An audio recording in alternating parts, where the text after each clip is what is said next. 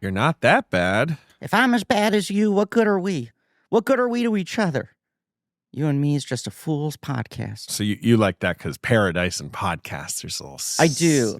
I was doing the exercise last night. I was like, I don't even know if I've ever attempted it, despite the fact that we've covered her so much, and she is one of my favorite actors. We've definitely attempted a Holly Hunter, haven't we? Last night, I was like, I might have cracked it. And right as I started to speak, I was like, I think I've lost whatever Rubicon I created to get there. Whatever I had figured out in my map, the map has been burned. Yeah. I don't know who that just became. Look, there's only one Holly Hunter. This is why. Look, this is her ultimate value. Yeah. I don't think there is a Holly Hunter sound-alike alive. And I've certainly seen like skilled. If you could do an incredible Holly Hunter. I mean, you know what? I just said there's only one. Yeah. But I would like this to be a life path for you. To get there. To get there. Like, I want people going, have you heard Griffin Newman's Holly Hunter? Yeah. They got more than they can handle. I even feel like I've seen good like sketch comedians attempt it. Wait. And the best I've ever heard it is like you're 60% of the way there. Women in comedy? Funny women? Women are funny. Oh. And I want Vanity Fair to listen up as I announce this. Women are funny. World's greatest Holly Hunter impersonator shocks world. Front page news. Having stolen a job from a woman. Trump steps down from office. It's time for women who are funny to have a turn, he says. I know when I'm not wanted anymore. Holly Hunter impressionist elected grand chairwoman of universe. Holly Hunter. Holly Hunter is the Holly best. Hunter. Has only made one movie. Mm-hmm. No, she's made more. No, she's only made one movie. David, I was doing this math recently as well. Before this year, 2025. Yes. Her last credited film was Incredibles 2, in which she rocked the house as Elastigirl / Helen Parr. So are Incredibles 2 and Big Sick the same year as Big Sick is 2017. 2 years before. In which she is also in Song to Song and yes. something called Breakable You, which I'm not too familiar with. That's not true. It doesn't exist. But yes, but Big Incredibles Sick, 2. big Oscar snub, and seen as sort of like, is this the start of the next era of Holly it was Hunter? kind of like, dang. Right. Put Holly Hunter in your movie, by the way. Absolutely. And then in 2018, she's in Incredibles 2, which is a voice role, but obviously she is also very admit, good. That movie makes the men step aside and let the women take the lead. But she is undeniably the lead of that character, movie. and she's really awesome. Yeah. Now, of course, since then she has done a ton of TV. She was on Succession. Yeah. Great on Succession. She was great on Succession. She was in Succession. I've always said. Okay. She was in the Weird Opinion. You ready for it? Yeah. She was great in Succession.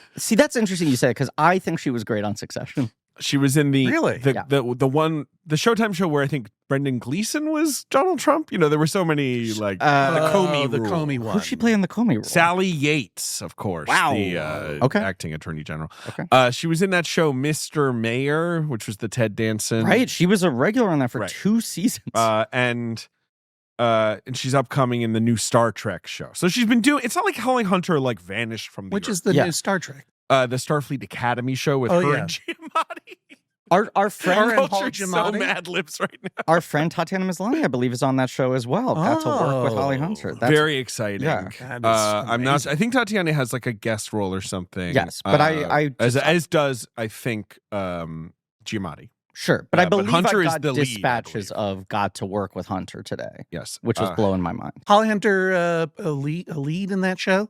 But she's the lead. I think she's the lead. Yeah. Oh, I was just wondering, like, why has she not led a prestige television show? Didn't she do? Was it called Saving Grace? She did a TNT that's show. Years ago. But yes, but that was at a weird point where it was like the closer had gotten really big. Yeah. And actual prestige TV was rising, but the other networks hadn't figured out how to make some things that were actually good. Three seasons of State of Grace, which I'm sure was aggressively okay.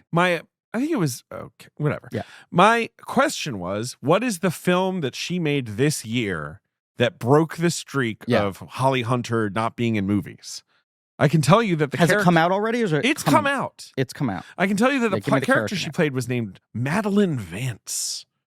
Fuck, why do I know that name? Madeline You don't. Vance. I don't? No. Was this a straight to streaming movie? It was. STS? I mean, I believe it got some sort of Perfunctory? Perfunctory theatrical showing. Tell me the streaming provider, please. Netflix. Well, that could be anything. Manlove Vance, Netflix. Give me the title. I don't know. Well, I can tell you that the film's budget was $320 million. So that seems like the kind of movie. She's a voice in the Electric State? No. Flesh and blood. Is she like a senator or something? I don't know. You think She was a senator in Drink in the Superman. Granny's piss tea? You think I, a paid film critic who's supposed to watch movies, has seen 1 second of the Electric State? But you have written the Nutmobile, right? What is that? Mr. Peanut in the film, voiced by Woody Harrelson, rides around in what he calls the Nutmobile. Sure. Which is a giant peanut with wheels, but also is what a lot of people call their private parts. A lot of people is maybe not true. Take a ride in the Nutmobile. My Nutmobile is very stationary. The wheels are off. I just It's up on blocks in the yard. There's Five Below is just lousy with mountains of remote control Nutmobiles that I keep getting texted, people being like, have you seen this shit? And I'm like, yeah, I was on this beat months ago. Yeah, you were an early adopter. Anyway, of the Nutmobile. just insane that Holly Hunter returned. What is the movie? It's called The Electric State. It's a Russo. Oh, that's the one. Yep. Yes, it was with the Nutmobile. The Nutmobile. Yeah. It was a big blockbuster starring Chris Pratt and it was the most Millie popular movie of Bobby all time. Brown, right? Directed by the Russo brothers. I venture to say no blocks were actually busted. Yeah, the blocks remained unbusted. undisturbed. There's a big pile of blocks. Not even a chip. No offense to anyone who worked in the film. I would like to work again. Not But even I'm a chip off the old A block. smidge of offense at some of the people who worked on that film. Actually, Look, having not seen it, I'm not offended. in fact, I'm going to put a little tiny bit of offense. And in fact, I would say this. If anyone involved with that movie at the upper levels felt good about what they did, they would not be returning to Marvel as quickly and loudly as they what are. you mean. Yeah, I see You what know? you mean. Yeah. Holly Hunter, yes. I have actually recently, for whatever reason, gone on a couple similar rabbit holes of especially actresses over the age of 40, where I'm like, quietly, that person has not been in a movie in 8 years. There are a lot of people who it feels like there is a pre-pandemic cutoff, and I go like, oh fuck, did Hollywood kick them to the curb? And you're like, no, just streaming bullshit. It's right. It's the rise of a certain kind of television where it's like they're not working, they're working. It's just they've been diverted to this sort of stuff. I think Catherine Zeta-Jones has not been in a movie since Red 2, if I am not mistaken, and yet she has done 10 TV shows that don't exist, including one for Facebook Watch. She was the lead actress. I don't know what you're talking about. Because it's not real. Talking about Queen America. Streaming. Correct. I thought the name of the show was Facebook The Watch. last film that was the platform. Okay. The last film that she made was, well, actually, it was the probably not released in America, Dad's Army in 2016. Okay. When is Red 2? Red 2 is 2013. Oof. And that is the second most recent movie she's made. Yeah. But she has done, of course, played Olivia de Havilland in Feud. She played the cocaine godmother in some TV movie. Was it not called Cocaine Godmother? Yeah. She was in something called Prodigal. Is that part of the Son? Cocaine Bear universe? Yeah. That was a Fox show that ran for 2 seasons. She, of course, was on the National Treasure Disney Plus show, tying back into why is Disney going out of their way to make sure they never make a National Treasure 3? Why are they not fucking begging Nicolas Cage on his hands and knees? Oh, Nicolas Cage is in this movie too, by the way. Right, he is in this movie. And of course, well, we have to acknowledge she played Morticia Addams in Wednesday, but just in 2 episodes. Yeah. Because Wednesday's mostly at camp in that show or something. Yes. Right before this episode started, we're giving spicy Star Wars takes that we never want to say on mic. Never will say about on mic. Star Wars on the internet is writing It's your a own wonderful. death It's a sentence. wonderful trip to feedback. But it was looping all the way back around to an on-ramp into discussion of this movie. And I said, we need to start recording right now so we can take this energy and talk about it. I lost it. Sorry. You referred to it as perhaps your favorite line in all of movies. Certainly your favorite line in this movie. David was talking about Yoda, and he had some extremely hot takes on Yoda that I will not repeat. Yeah. Legendary stick, man. Walking stick. Speaking of Yoda, it's funny you mentioned Yoda because it brings us around to this movie that we're going to talk about. And one of my very favorite lines in movies. Mm-hmm. What was he wearing? Jammies. What was on his jammies? I don't know. Yodas and shit. Yodas and shit. Yodas and shit. They had that Yodas line and shit on them. Shot through me like force lightning. I have talked many times in this podcast about how one of my favorite lines in the history of movies is in Superbad, where the two cops, Rogan and Hader, are doing Star Wars impressions to amuse McLovin in the back seat. And they're clearly not getting a big enough response. And Hader turns around and goes, Yoda? Yoda from Attack of the Clones? It's a good joke. And the specificity of... From Attack of the Clones. Not from Star Wars. No. Attack of the Clones. Yoda from Attack of the Clones gets me. And it does... I had a similar jolt to this line that I've had every time I've watched this movie, but it hit hard, fresh again last night. And I was just like, is any kind of joke that sort of throws Yoda off the hump gonna get me? It's not like if there's a Yoda impression in a movie or someone does the backwards talk, or they go like, your nutsack looks like Yoda, anything like that, I'm immediately rolling in the aisles. Your nutmobile looks like Thank you. Your Yoda-mobile. Yeah. But there's a commonality between those two jokes, right? Yodas and shit. It's just, I mean, look. It's a perfect joke because it's like, yes, that's where Yoda has made it that far in the pop culture to sort of be in his brain. Yes. But like, not like, Yoda. It's almost like how like parents would call all video games Nintendo. You know what I mean? David, thank you. That's what the two jokes have in common. They're both people who know what Yoda is, but and only yet kind of. Their understanding of what Yoda is a little off. Look. And they assume that other people are on the exact same level as them. I think my favorite line in Raising Arizona is, these blow up in funny shapes. She's like, no, unless round is funny. Really good. But let me say this. Let me take you on a trip back through time. Please. Hey, what is the name of this podcast? Yeah, can we introduce the podcast? It's Blank Check with Griffin and David. I'm Griffin. I'm David. It's a podcast about filmographies, directors who have massive success early on in their careers and are given a series of blank checks to make whatever crazy passion projects they want, as long as their seed can find purchase. Sometimes those checks clear, and sometimes they bounce baby. That is my favorite line in the movie. We'll talk about that for 15 minutes. There are a lot of lines. This is a miniseries on the films of Joel and Ethan Coen, both together and separately. It is called Pod Country for Old Casts. Probably. And today we're talking about Raising Arizona, undeniably their guarantor. And I found an interview quote from them in 2000, before Oh Brother came out, where they said, that's the last time we made a movie that actually made everyone an amount of money that they felt good about. And it is interesting to think because they've been pretty consistent since that point. Normally they would make probably enough that no one's mad at them. They become, I would say, so minted after a while that even their less successful films, no one's losing money on them. Right. But after this movie, there is a run of like all of their movies basically barely break even or lose a little bit of money, but everyone's kind of like, yeah, but those guys are so good that they keep giving them small budgets. And they were like, this was the last time a studio gave us money and the return on investment worked. It's called Raising Arizona. Raising Arizona. Ask me if I like this movie.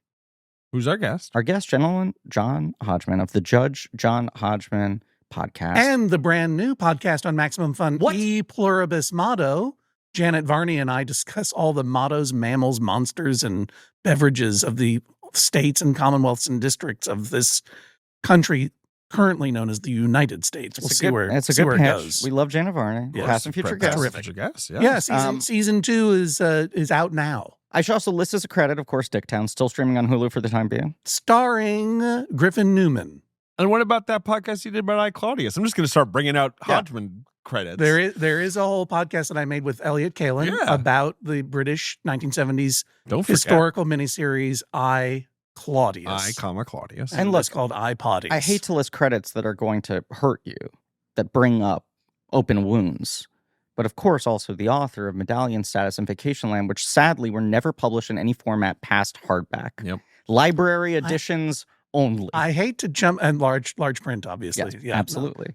I hate to correct you, Griffin, but they're both available in paperback. If that were true, I would have heard about it by now. On a bargain table near you. I would have heard about it now. I listen to so many podcasts. Multiple copies in a little free library, waterlogged with rain near you.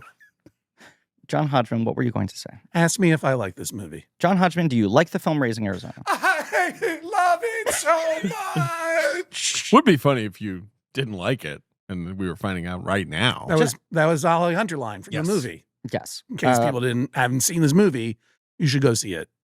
Yeah, go see it. Run out to your local multiplexes. Go find a copy. No, you have to run to find the copy, and the camera should kind of catapult after you in this kind of amazing way that you can't believe, right? You wanted to take us back through time. Yeah, I will take you back through time for a moment. First of all, I just want to put a pin in this. Yeah. You call this undeniably their blank check movie. I call it undeniably their guarantor. It's their guarantor. It's the movie that gets them. Because this is only their second some film. creative freedom and more money. I think financially, there is an argument to be made. Yeah. Critically, I would say that their guarantor was Blood Simple, that allowed them to make this. And after they made this, my memory at the time was that people were like, I don't know about these guys. Look, I agree with you. And their career is kind of weird in how it built. And a lot of what we keep talking about in this series is that they were given time to grow in a way that the industry does not really support anymore. Right. But I think it was the combination of the two of Blood Simple is like heralded as these guys are major. These are careers that are going to be undeniable. Right. So we got to give them space to do something. And they're given the freedom to make Raising Arizona, which then makes enough of a profit that even if people respond to this film, and I was looking at the reviews at the time, and they are so weird. Well, it's reviews that I think they would get maybe all the way till Fargo of like some raves, but some people being like, all flash, all style, like Not where's only that, but you know. The thing that surprised me in how stated it was is this movie is so mannered, it like snuffs out any possibility of being funny. Right. Like rather than being like this style makes the movie funny, but the thing's frivolous, they were sort of saying like it's so overdone that like there is a void of laughter. Now, let me say this. Yes.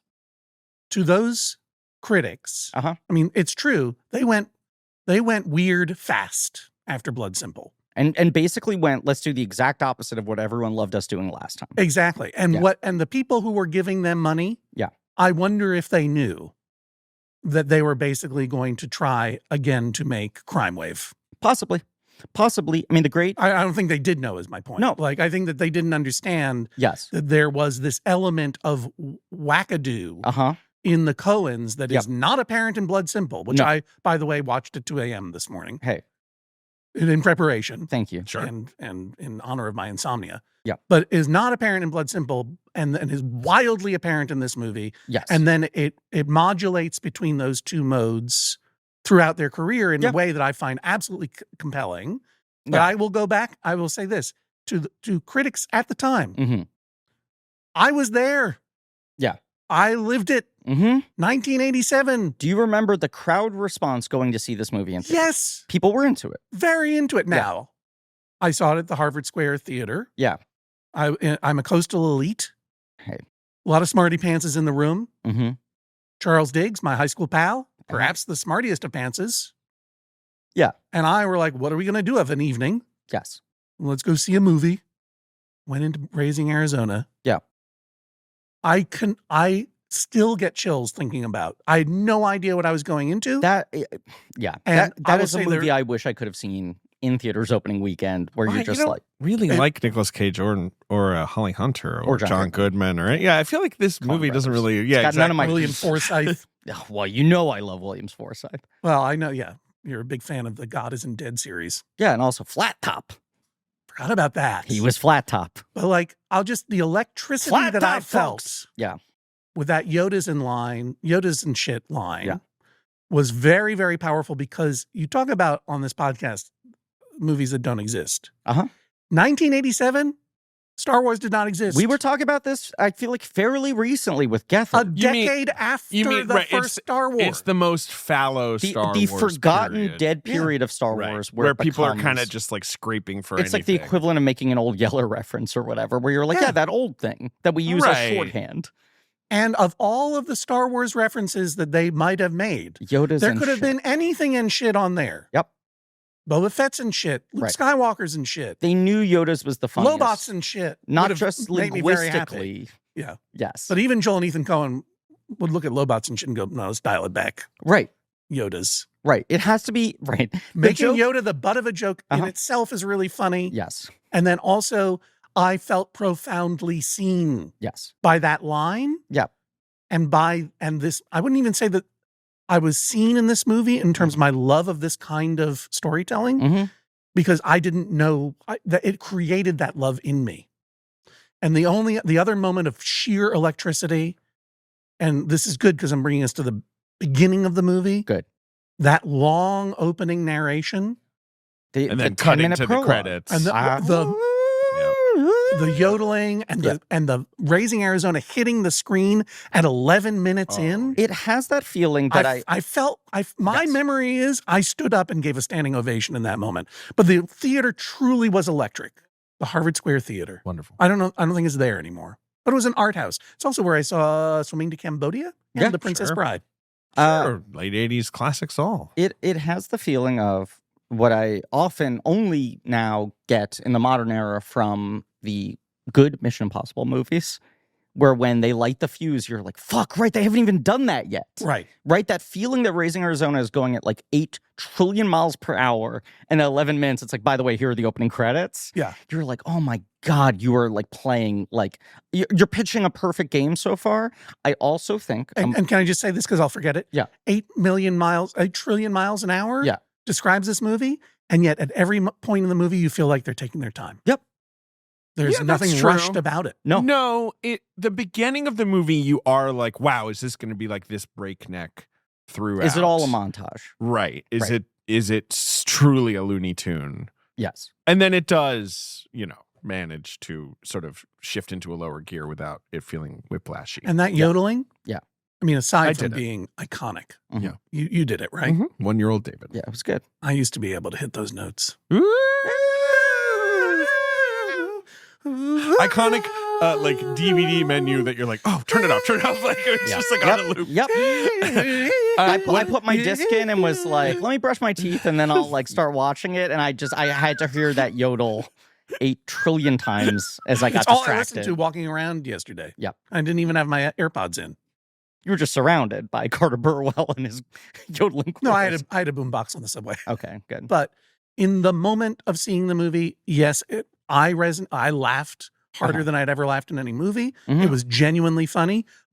Charles Diggs felt the same way. I dare say he probably does still. And I remember the audience walking out of there just on clouds. My guarantor point is more that the holy shit, these guys are for real only goes so far if you've never made a return on investment.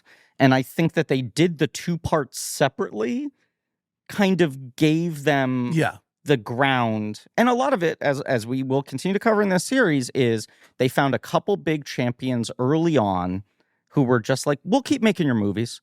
Yeah, well, you're right. You're right. The most important part of their career is how closely it tracks to the premise of this podcast. Yeah. And we should probably talk about that. But like Circle Films and then working title films, they got companies where they were just, they kind of cracked their model of like, you guys are pros, you come in like on time, under budget, under schedule, great actors want to work with you.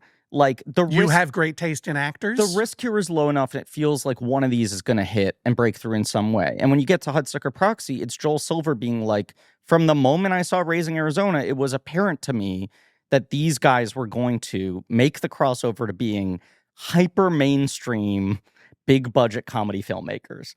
Like he talks about making Hudsucker as if it was like, they were like 2 steps away from their Ghostbusters. And then they would continue to be Ivan Reitman, you know? And I feel like, who knows whether those expectations were conveyed to them? I don't know. But like when Joel Silver comes in and is like, I've been waiting for your big blockbuster, they're like, terrific, here's Hudsucker Proxy. Right, which is another example of like, it's the crime wave element. Well, Hudsucker Proxy is it is a crime wave spiritual sequel. Yeah. Joel and Ethan Coen. Who are they? Made Blood Simple without any major investment, of course. Mostly from local dentists and doctors. Yes. Family, friends. Circle Films, however, distribute the movie, as we talked about last week, and they gave the Coens an oral commitment to produce their next picture. And the oral commitment, by the way it sounded out loud was, Jim Jacks, who's been discussed on this show before. While you're narrating, can I do a little Ode to Joy background humming? Yes. Jim Jacks, who Kevin Smith very beautifully eulogized, but was this kind of key figure who had started out as a film exhibitor and theater owner, and then eventually becomes a producer, and was this guy who at Universal in the 80s and 90s kept plucking people from Sundance and being like, are you ready to make your studio film? And he is responsible for Raising Arizona, Mallrats, Dazed and Confused. Several of these, you've impressed me. Here's $5 to $10 million to make your strike at a studio comedy. They present Jim Jacks for the screenplay for Raising Arizona. He's happy to see that not only did the Coen plan to follow through on their commitment, but they wanted to sign on for even more Circle films. Jacks was kind of afraid. Do the Ode to Joy, Hodgman. Okay. What'd you say there? Can I just do the dossier, please?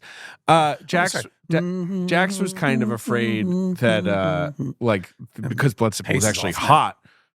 I feel like you guys should be listening to me. We are listening. We're listening. We're multitasking. Yeah, we're just adding like you checking emails. Layers of mannered style that are distracting from the substance of the moment. Exactly. Right? He was worried they'd go for something bigger, essentially. Like they actually had enough juice that they probably didn't need to return to Circle Films at that moment.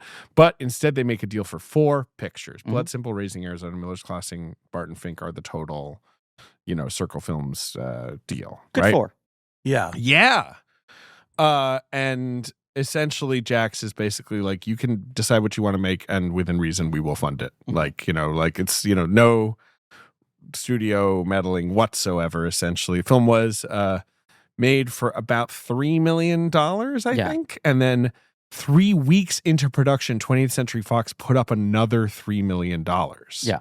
Which I don't, I guess to get the distribution rights. Could you imagine spooling the dailies for this thing? Yeah. Right? Like, if you're just seeing the raw footage, you're just like, who the fuck are these guys? And also, who the fuck are Holly Hunter, Nicolas Cage? Like, we should pour more money into this. They're onto something. I mean, I agree with you. Yeah. I think you watch any, raw footage of this. Yeah. And you're like, something interesting's happening here. Give them $3 more million. Exactly. So people made decisions based on different things then. Very different. Yeah. So Holly Hunter's, I think because people wanted to make movies. People liked movies. The people who made movies liked people movies. Who made movies didn't hate movies. They took pride, in fact, in having if it was their job to make a movie, they were like, yeah, let's make that movie instead of finding 10 ways to not make a movie. Right. Sorry, Dave. And sometimes now, these days, ways to unmake a movie that has been made and instead becomes a write-off. Holly Hunter, of course, is an old pal of the Coen brothers. And former roommate of Franny McDormand. And they had tried to cast her in Blood Simple, and we talked about that. But she basically is always on their radar for this movie. And their other big thing is just, we want to do something that's completely different from Blood Simple. We do not want something tense. We want something funny. We want a quicker rhythm. And we want Holly Hunter to be in it. All great instincts. They wrote the specific image of Holly in uniform hurling orders at prisoners. That was like, whatever. That's their germ of a idea of a role. Turn to the right.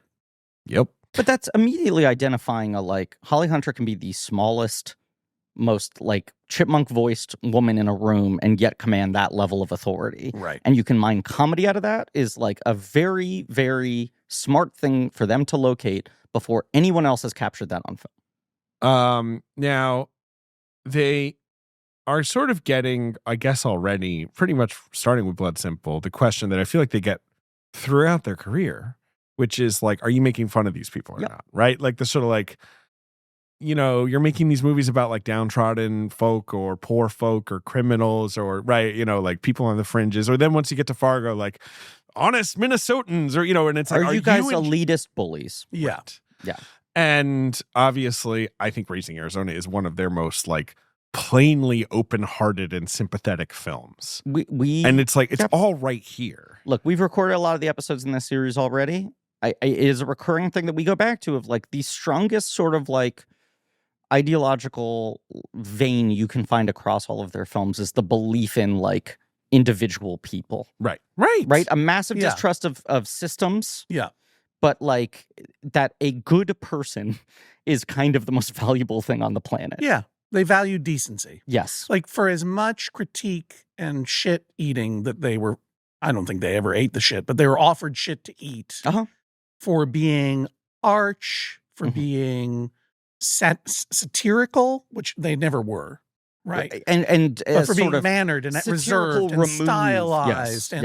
These were their action figures they were playing with, not real people. In fact, they're profoundly real people. And they are all treated with incredible sympathy. The Coens, a lot of interesting quotes that JJ's dug up here from interviews over the years. This is from Joel. People have a problem dealing with the fact that our movies are not straight ahead. They prefer that Raising Arizona was just about a couple of schmoes in a trailer park who want to have a kid. The arrival of a bounty hunter from hell interrupts the comfort level people have with their world, but we feel a strong emotional connection to these characters. We're not laughing down at them. Yeah. And this is also from Joel, where he's like, you have a scene in a movie where someone gets shot and the squib goes off and blood runs down. You get a reaction. It's movie fodder. In a different way, a baby's face is movie fodder too. Right? You know what I mean? Like, they don't start with it's a baby getting kidnapped, but they start with it's a couple. There's a circumstance. They, you know what I mean? Like, and then they're like, well, baby, like that will get blood running, right? You know? That'll make people blood simple. That's true. And they did think about that at all times.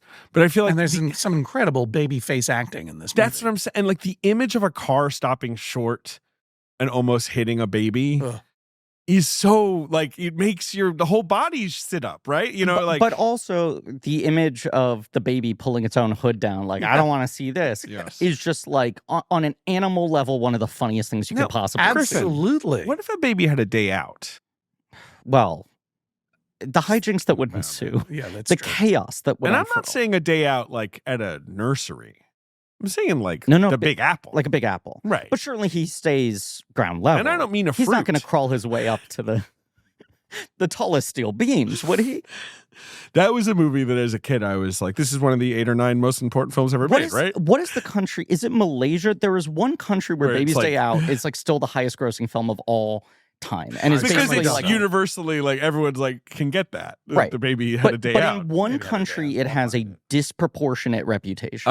It is it just says it's a popular film in South Asia. Okay. And it was remade several times in different South Asian countries. But I'm not seeing the specific thing you're talking about. There's one country, I'll figure it out at some point. I do just want to call out, at the time of this film, Joel Coen, engaged to Mary Frances McDormand. I believe they get married the year this film is released. But obviously, in the time between Blood Simple and this, their love has flourished. In 1995, they adopt a child. Oh. Sorry. And we were talking with the great Ray Tintori and Jordan Fish last week, guests on our previous episode, about this whole feeling of like, are the Coens like dispassionate? Are they elusive? Are they making these movies at arm's length? Aloof, yes. Even. Joel has this like first marriage that is rarely talked about, that falls apart before they write Blood Simple, right? Which is all about being stuck in bad marriages, right? And obviously that situation did not heighten to murder attempts, but there's something there that feels like an extrapolation of an energy of an internal struggle, right? In the same way where it's just like he's marrying the woman he's going to be with to our present day. Yeah. And 7 years, 8 years after the release of this film, they 95. adopt a child. Yes. There is something in the mix of this movie that is clearly, if not autobiographical, is at least like touching on clearly conversations, feelings of the future. But here's the thing that makes that story makes me think about. Even to this day, we, among the people who love the Coens a lot, if not the most, are still sort of making arguments that, like, they're human beings. I think, right, and kind of being like, I think this is what's going on with them. Not like, oh, they've talked about how this is what's going on. But this was Ray's point of just like, you can like draw analogs to even the limited information we know about their lives, right? There's still a lot of extrapolation there in the middle. They're not particularly secretive about their lives. No, but they're also not overly candid. But I mean, sure, because they are literal human beings. Smart. Who have emotions. To not overshare shit. Yeah, and yet I think that one of the reasons that this movie and some of their other movies were that they were held at arm's length, even to this day, because people felt like they were being held at arm's length by them. Yes.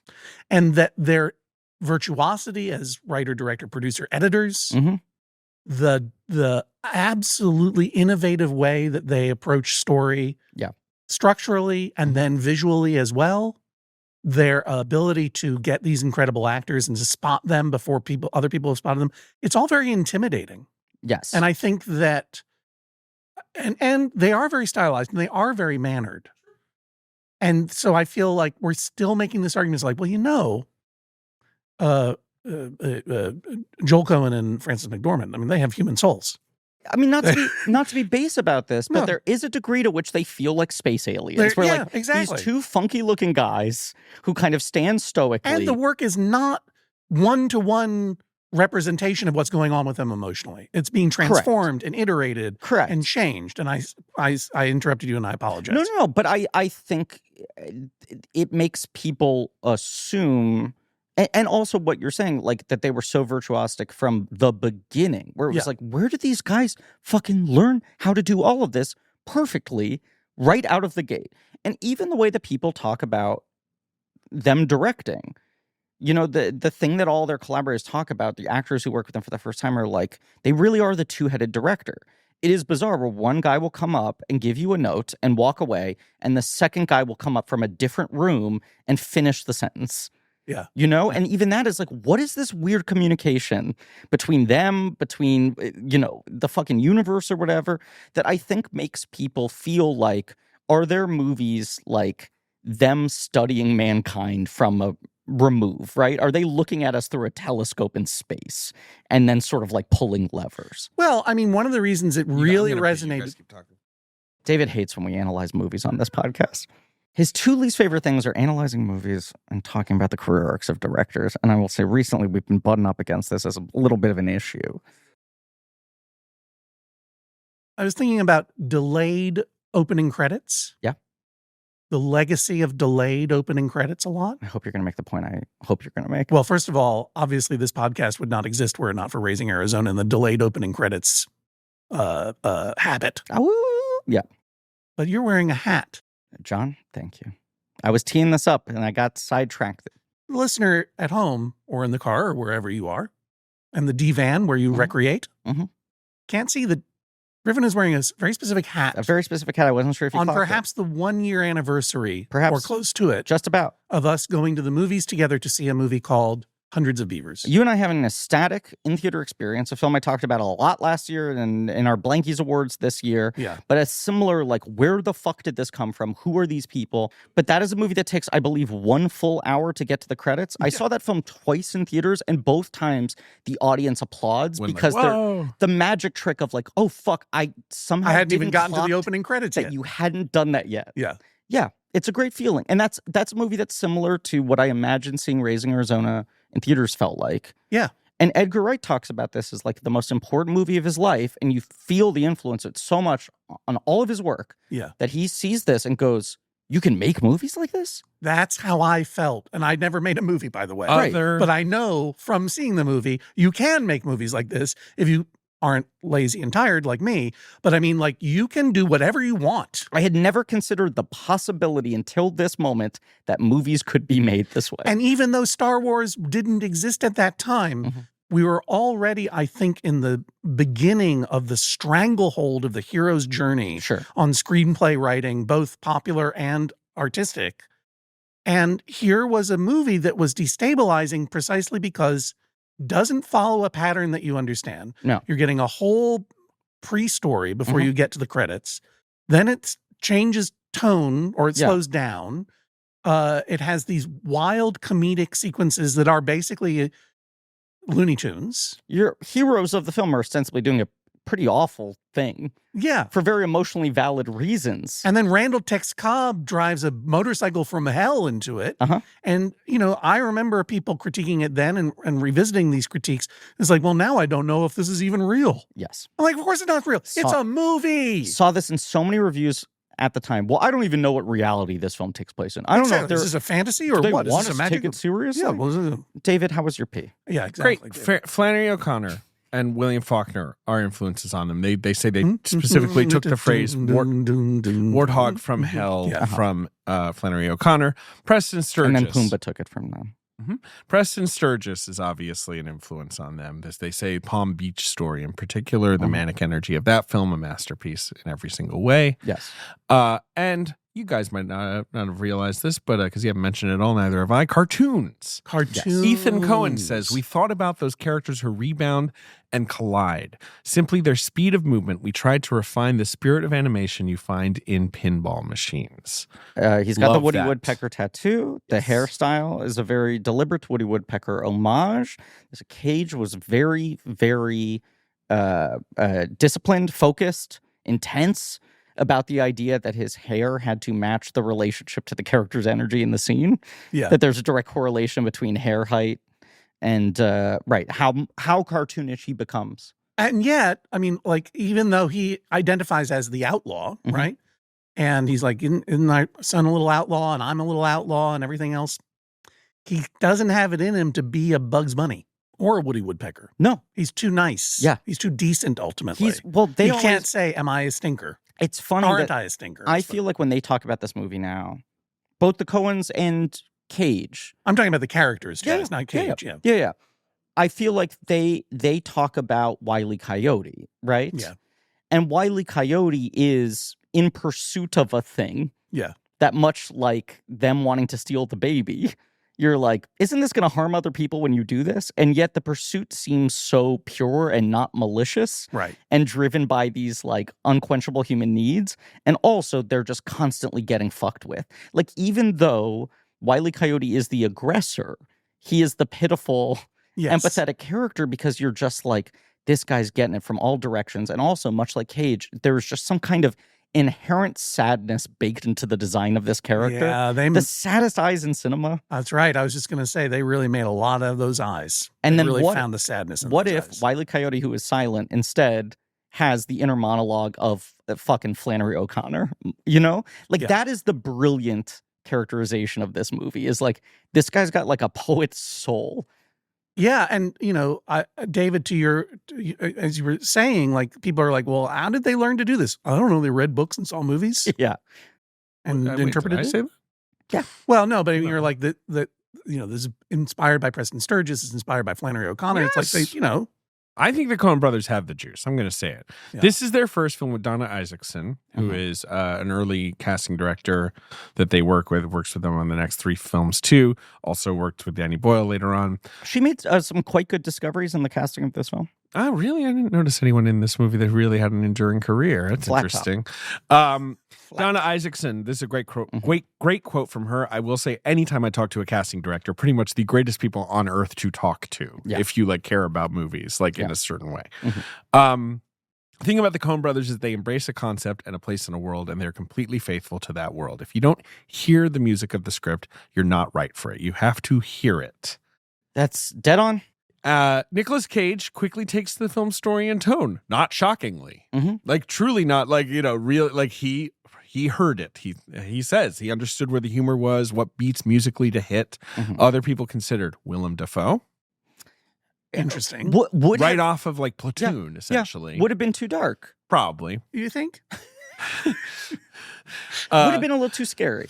Yeah, I mean, even Willem in whimsy mode usually does have a hint of malevolence. Willem holding a baby, your immediate thought is he going to eat that baby? Yeah, I mean, it's like, and it doesn't matter the context the movie is built around the character. It's like, instead of casting someone with the saddest eyes in cinema, what if we had H.I. McDonough have retractable jaws like Alien, the meanest teeth in cinema? Kevin Costner and Nicolas Cage had the same agent at the time, this was a big discovery from JJ of William Morris, and the agent was like, both of my guys are too big for this movie. Like, essentially, both of my guys are hitting right now. Yeah. They're about to be big stars. They don't need to be doing a tiny movie, and they certainly don't want to audition for it. Exactly. Right. Kevin, Cage essentially. A junior agent convinces LaManna to let Cage meet the Coens, but not Reed. Yeah. And I guess... it's a status thing. Yeah, it's so annoying. I guess that was sort of enough for the Coens, but then Costner is so determined he agrees to read without telling his agent. He like surreptitiously reads. Costner really wanted this, which is fascinating. That's he read wild. opposite Holly Hunter. Then Cage hears about this, so Cage is like, "Fine, I'll read." You know, like they start to fight for it, and Cage gets the role. Obviously, a perfect like Cage must have this. Role. Oh, absolutely. I don't. Costner getting this role, his entire career is probably different. He might be okay. I don't know. When we did our Costner series, we talked about the Silverado thing, right? And how much he loved playing that kind of rapscallion character. And basically right after that, he is pushed, not against his will, but they're like, congratulations, you are the grand oak tree of America. Yeah, you're the new Gary Cooper. Right. And I think that he was still in this point where he's like, can I play the fucking fun, dangerous Can guys? I be Woody Woodpecker? Yes. Now, I think Costner would have been, I don't want to say too sincere, but I think it's the thing that Cage gets. His whole like he would be too grounded. Yes, and the expression. I think Costner can be funny, and I think he can be big, but he's best at sort of understated, kind of off the shoulder kind of stuff. Look, Bull Durham.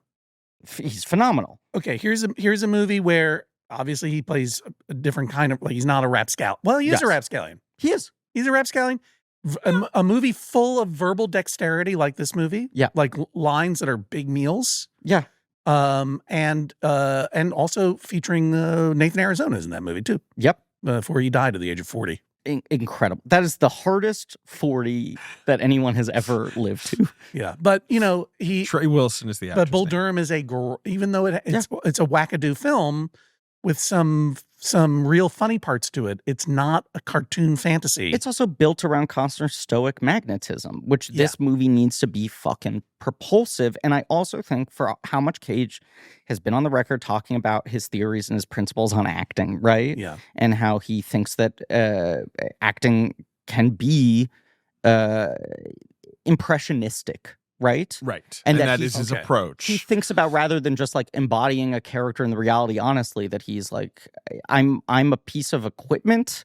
I'm part of visual storytelling. It doesn't need to reflect reality. It needs to reflect a feeling or an idea. Yeah. And I think that's the part of him that reads the script and not only gets the language of it, but understands visually what he needs to be in the movie and how to manipulate his body and do things. He has a physical rubberiness because he's that matches the Looney Tunes tone. He's like, what I'm doing in relation to these fucking wide angle lenses is a big part of it, rather than like, what is my motivation? My motivation is I know what this shot should look like. Right. Now, the Coens, as you guys may or may not know, are not the kind of guys who are like, yeah, do whatever you want. Mm-hmm. They are like, read the lines. We have a pretty autocratic, sense of this. Never work with Cage again. Nope. And it's not like I don't think they did not get along basically at all. They kind of talk about it in this way of everyone's like happy now. Cage talks about it the same way, where he's like, they have that meeting. They're like, hell yeah, this guy gets it. And then in classic Cage fashion, he shows up to set every day and it's like, here's 10 new ideas they had. And they're like, right. And what we want you to do is what we wrote and here are the storyboards. Right. And he's like, but what if I did that upside down? And they're like, right. And what we wrote and the storyboards are what you should be doing. And they've talked a lot about, they start out with $3 million. They end up with $6 million, whatever. The way they make this movie look this big and this great and this tight on that budget is they were just like obsessive, meticulous planning. Which is their story of their success, like going forward. And as things go on, they're like, we build a perfect plan and then we're still open to things changing on the day if a better idea comes along. But at this early point, and with them getting such a big shot at like the studio big leagues, they're like, we've nailed this down. And the only way this movie's going to work is if we stick to our plan. And Cage coming in and being like, what about this dreadlock wig? I think they were just like, Nick, stand there. Have you ever seen the movie Trading Places? I'd like to. Because Dan Aykroyd on the Amtrak train. The frustrating part of it must have been to them that they're like, this guy gets it. Right. We had the meeting. He's locked in. We're not having to trick him into this performance. We're just like, stop throwing out other stuff on top of this. People, look, it's really hard when someone says, I know better than you. Yep. And it's especially hard when they do. Mm-hmm. Like, everyone hates a know-it-all, especially when they know pretty much all. Cage is the one who puts the Woody Woodpecker tattoo on because he's like, I think my character is Woody Woodpecker come to life. And you need the audience to understand, like, right. the movie's telling you how to watch it. This guy's a cartoon character. The Coens probably toterated that because they're like, if it's just going on your body and you're not going to, if you're going to say the lines as we wrote them, okay. But they also repurpose it into something that then thematically matters at the end of the movie. When he tears, yeah. Cage used to make little movies called Super 8, on Super 8 cameras. Sure. And so did the Coens when they were, and so Cage said they had this thing called a Super 8 feeling. They would talk about together. Interesting. Like when they were doing something that they both were excited by, the Coens and Cage on this movie, they would say, we're getting that Super 8 feeling. That's so linked that's also nice. to the fucking Raimi brothers, Campbell. Right. I mean, I want to circle back to this, but there is like such a continuum, even just within the history of this show, of like Road Warrior, Evil Dead, and this movie, you know? Or even you could say Road Warrior, Evil Dead 2, and this movie all feel like a thing that was happening through connection. Right. Yeah. The one time they claimed that they maybe were going to work together again is this movie called 62 Skidoo, which was kind of like a hippie surfer movie the Coens would talk about sometime, that they would be like, we'd like it's like a Cold War comedy about like amnesia, and it's like a funny Manchurian Candidate, and like we want Cage to do that. Yeah. So like they never were like, we'd absolutely, this is in the 2000s that they're talking about this. Right. You know what I mean? Like they have the respect for Cage. Especially when the guy becomes like a fucking $20 million movie star with an Oscar. Right. But it never came together. And obviously Cage's career kind of sputters out in the mid 2000s. We'll talk about this. Reviving. Right. 2010 is really late 2000s is when it really hits a wall. But well, he really hated bees. He hated them. Yeah, that was part of the problem. Had to work with bees. We'll talk about this in many weeks from now. But Lady Killers was originally set up as a Nicolas Cage vehicle directed by Barry Sonnenfeld. And it is when Cage, I forget what movie he ends up doing, instead of that, drops out, that Sonnenfeld walks away and goes, I should ask my buddies the Coens if they want to do this. I've never seen that movie. I like it. Holly Hunter calls it a very self-conscious movie. She's not wrong. But not in a negative way. Yeah. She says Joel and Ethan function without their egos, or maybe their egos are so big they're completely secure with anyone who disagrees with them. Either way. Sure. Frances McDormand's take is, I can't imagine Joel ever making a movie that was actor-oriented. Like a Sophie's Choice, where you set up the camera and two actors work together. He sets up the mood, he talks about rhythm. Like, she means that, I think. She's talking about her husband, of course. She loves him, and she's worked with him many, many times. Right, but she means that in a sort of like, that's what he does, right? Like, if you want this experience, you're not going to get it at the Coen brothers. Well, they're animators in a way. We talk about this as a cartoon. They think of they're creating a visual and emotional landscape that has timing and performances that they have prevised. It's similar to Wes Anderson, where it's not like, hey, actors, what are you thinking? Let's do a blocking rehearsal, and based on what you do, I will adjust and figure out how to film this. Mm-hmm. They're like, here's my movie, and if I hired you because I trust you, and I know you're going to figure out how to bring humanity to this, but that's your job. Speaking of that, the big jolt of electricity that I had rewatching, I've seen this movie many times. Sure. And it is a movie that my wife is a whole human being in her own right, and I both love movies. We share a lot of taste. Humble brag. But she doesn't like to watch movies a lot. Sure. Because they take time. You love watching them. You will text us once a week and go, guys, if I have 3 free hours, what should I see this afternoon? Yeah. Or what should I rent? And, like, it's just one of those things where it's like, do you want to watch something? I don't care. Put anything on in the background. But there are a couple of movies where if I put it on, she'll tune right in. Mm-hmm. She's like, I think I've seen this movie 12 times, and I'll watch it another 12. It's an easy so movie to rewatch. Yeah. Like, right. You don't put this on and go like, oh, I'm so exhausted by raising. I had a long day yesterday. I got home late. It's invigorating. And I was just like, I'm thrilled to spool this movie up at 11:30 p.m. But the jolt of electricity that hit me this time watching was, this is Wes Anderson before Wes Anderson. Yeah. And I had never thought of that. I'm sure this is very obvious to everybody. But this is a decade before Rushmore. Yeah. And it's very clear. I mean, Wes Anderson has his own set of influences, his own set of preoccupations. Obviously, I don't want to take any agency away from Wes Anderson, but it's like there is a shared DNA, obviously.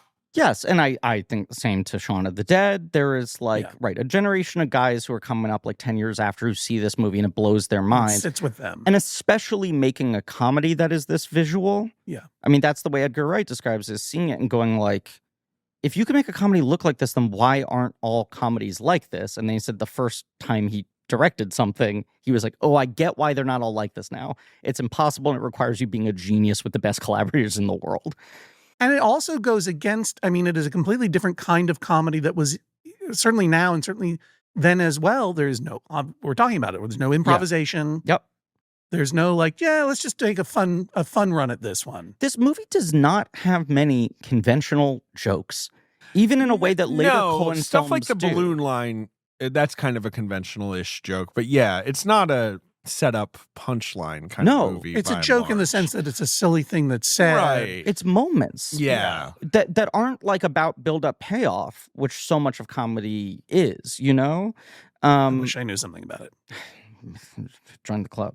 Only build-up. But someday payoff. I think there is something, we've been talking around this a little bit, right? Okay, here we go. But this is sort of the first generation of filmmakers who grew up on Looney Tunes and such, where it's impacting their work. Right. There are people who are working simultaneously, and people like Frank Tashlin, who started out as a Looney Tunes director and then became a live-action director, who then works with Jerry Lewis, which then affects Jerry Lewis's directing style when he starts making stuff, which of course then radicalizes the French, bleeds out in all this way, right?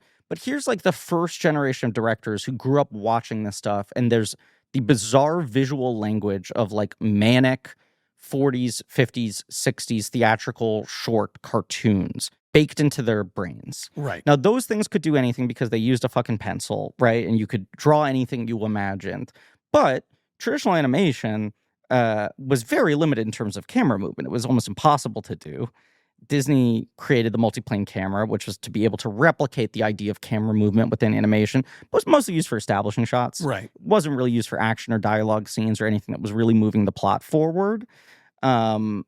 It feels like there are these three movies, George Miller with Mad Max, Sam Raimi with Evil Dead, and Blood Simple with the Coens, that are all them trying to infuse a little bit of that sensibility into something that's a little more dramatic. And then on the second movies, they all, with the confidence under their wings, heighten and go I'm going to try to make a live action cartoon. I want to capture the way those Looney Tunes feel. And the big key to all three of them, and they talk about how influential Road Warrior was on them, and obviously watching Raimi do this stuff as their friend and working with him and seeing how it could be done. And this movie has so much fucking Road Warrior in it. Oh, Road Warrior, yeah. I was both. And Raimi, too, obviously.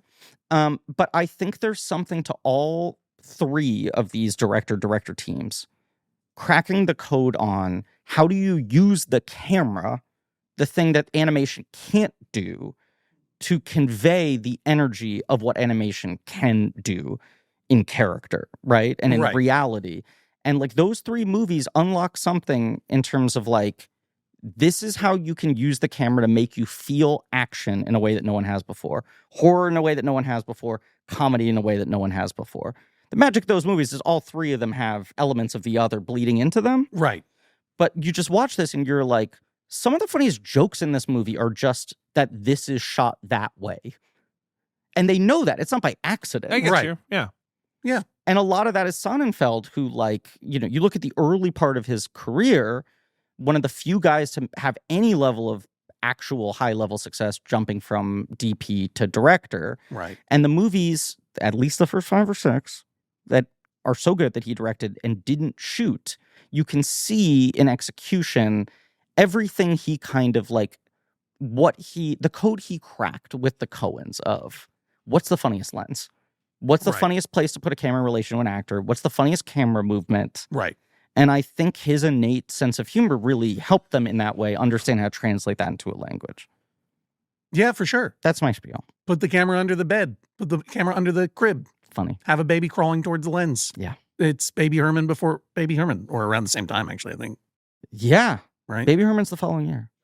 80s were big for babies. And then put the camera under the car and have Nicolas Cage crawl towards it like a baby. Like a baby. And be pulled back by his awful evil doppelganger. Good. John Goodman. Yeah. John Isn't this Goodman. one? I'm Yeah. going to say this. He's a good, not just a good man, a good actor. John He's a great actor. Okay. But I'll hear your argument. obviously, he's got small roles in movies. Revenge of the starting Nerds. in '83, like Revenge of the Nerds, whatever. But True Stories, which is the year before, which is a great movie. Obviously, somewhat undersung at the time. I feel like astounding in that. And He's if wonderful. it's sung at all, it's sung with the lyrics of Meow Meow. Because John Goodman did that in True Stories when he's trying to remember a song. He goes meow meow meow meow, and that was another great moment in my life when I saw that happen. So True Stories is the year before Raising Arizona, but the Coens are very like definitive. Like we chose him before True Stories was shot. Yeah. Like they are basically like we truly discovered John Goodman. He came Fuck to you, our David Byrne. Parallel thinking. Right. He came to our set. And it is funny because True Stories is Texas and this is Arizona, but both kind of tales of like lonely souls on the prairie, you know what I mean? Like that they do have somewhat similar energies, even though True Stories is much less cartoony, I guess. Although, more emo. Yeah. Although it can be cartoony in a lot of ways. Yeah. True Stories is like based on a bunch of National Enquirer articles, I believe, was sort of the and sort of the idea semi-premise of those types of articles, Yeah. as much as actual articles. But they both sat in a very established sort of cultural moment of kitschy Southwestern Americana, which infected a lot of music and visuals and film at the time. We were talking about this. Fancy, smarty pants, hipstery type very stuff. smart. Like it was fun to exoticize for big city folk to exoticize Sure. the American Southwest in particular. And, and while it is not, in my opinion, offensive, they are doing an invented dialect that does not exist. Yes, it's not. It is a kind of funny exoticization. Yes, of a kind. It's a cartoon. They're cartoon characters. Yeah, and I even think I could see people being like, this movie is making fun of H.I. McDonough by saying, why is this idiot having these sort of like faux literary profound thoughts, right? Yeah. That it's like a punching down of like, wouldn't it be funny if this dumb yokel has this incredibly but I think it's the opposite, where they're just like way of speaking. The beauty of this guy having all was of this. a barren place where my seed could find no purchase. Right. They're like, it is an active. Yeah, because rural people can't be smart at all. Right. Right. They're just I think dum-dums. the implication is they're making comedy out of how unlikely that is. Whereas I think their thing is, imagine a guy like this who no one takes seriously. And what if there's like a universe of emotion and thought inside of him? I feel like Moonstruck, this, and Wild at Heart. I know he's also got like Vampire's Kiss and Valley Girl. He's got other iconic movies of this year. But those three, which 87, 87, 90. Yeah. He's doing the same thing in all three where he's like, he's kind of got the gift of the gab in this weird supernatural way about it, right? He seems like Salt of the Earth or Diamond in the Rough or something, but then he'll monologue in this romantic, sincere way that you can't believe it's coming out of this wackado's mouth. The waters run deep. Yeah. Yeah. Yeah. Yeah, he's so good. He is so good. Here's a Goodman thing I want to say before we talk about Cage a little more. We were doing prep for the King Ralph show, and you made a point that has stuck with me as we've been talking about Goodman for months now. Sure. A year of Goodman for us on this year podcast. of Goodman. Right. That he so seamlessly, quietly, in such an unshowy way adjusts his dialect around wherever he's playing. Oh, yeah. That you always kind of, when watching any movie, go like, right, I guess John Goodman is from Arizona, right? Right. Right. Where you're like, for a guy you don't think of as being like, oh, he's like an accent guy. He's a guy who transforms. He does voices or whatever. He just like very, very subtly but accurately off the cuff adjusts to wherever the character he's playing is from.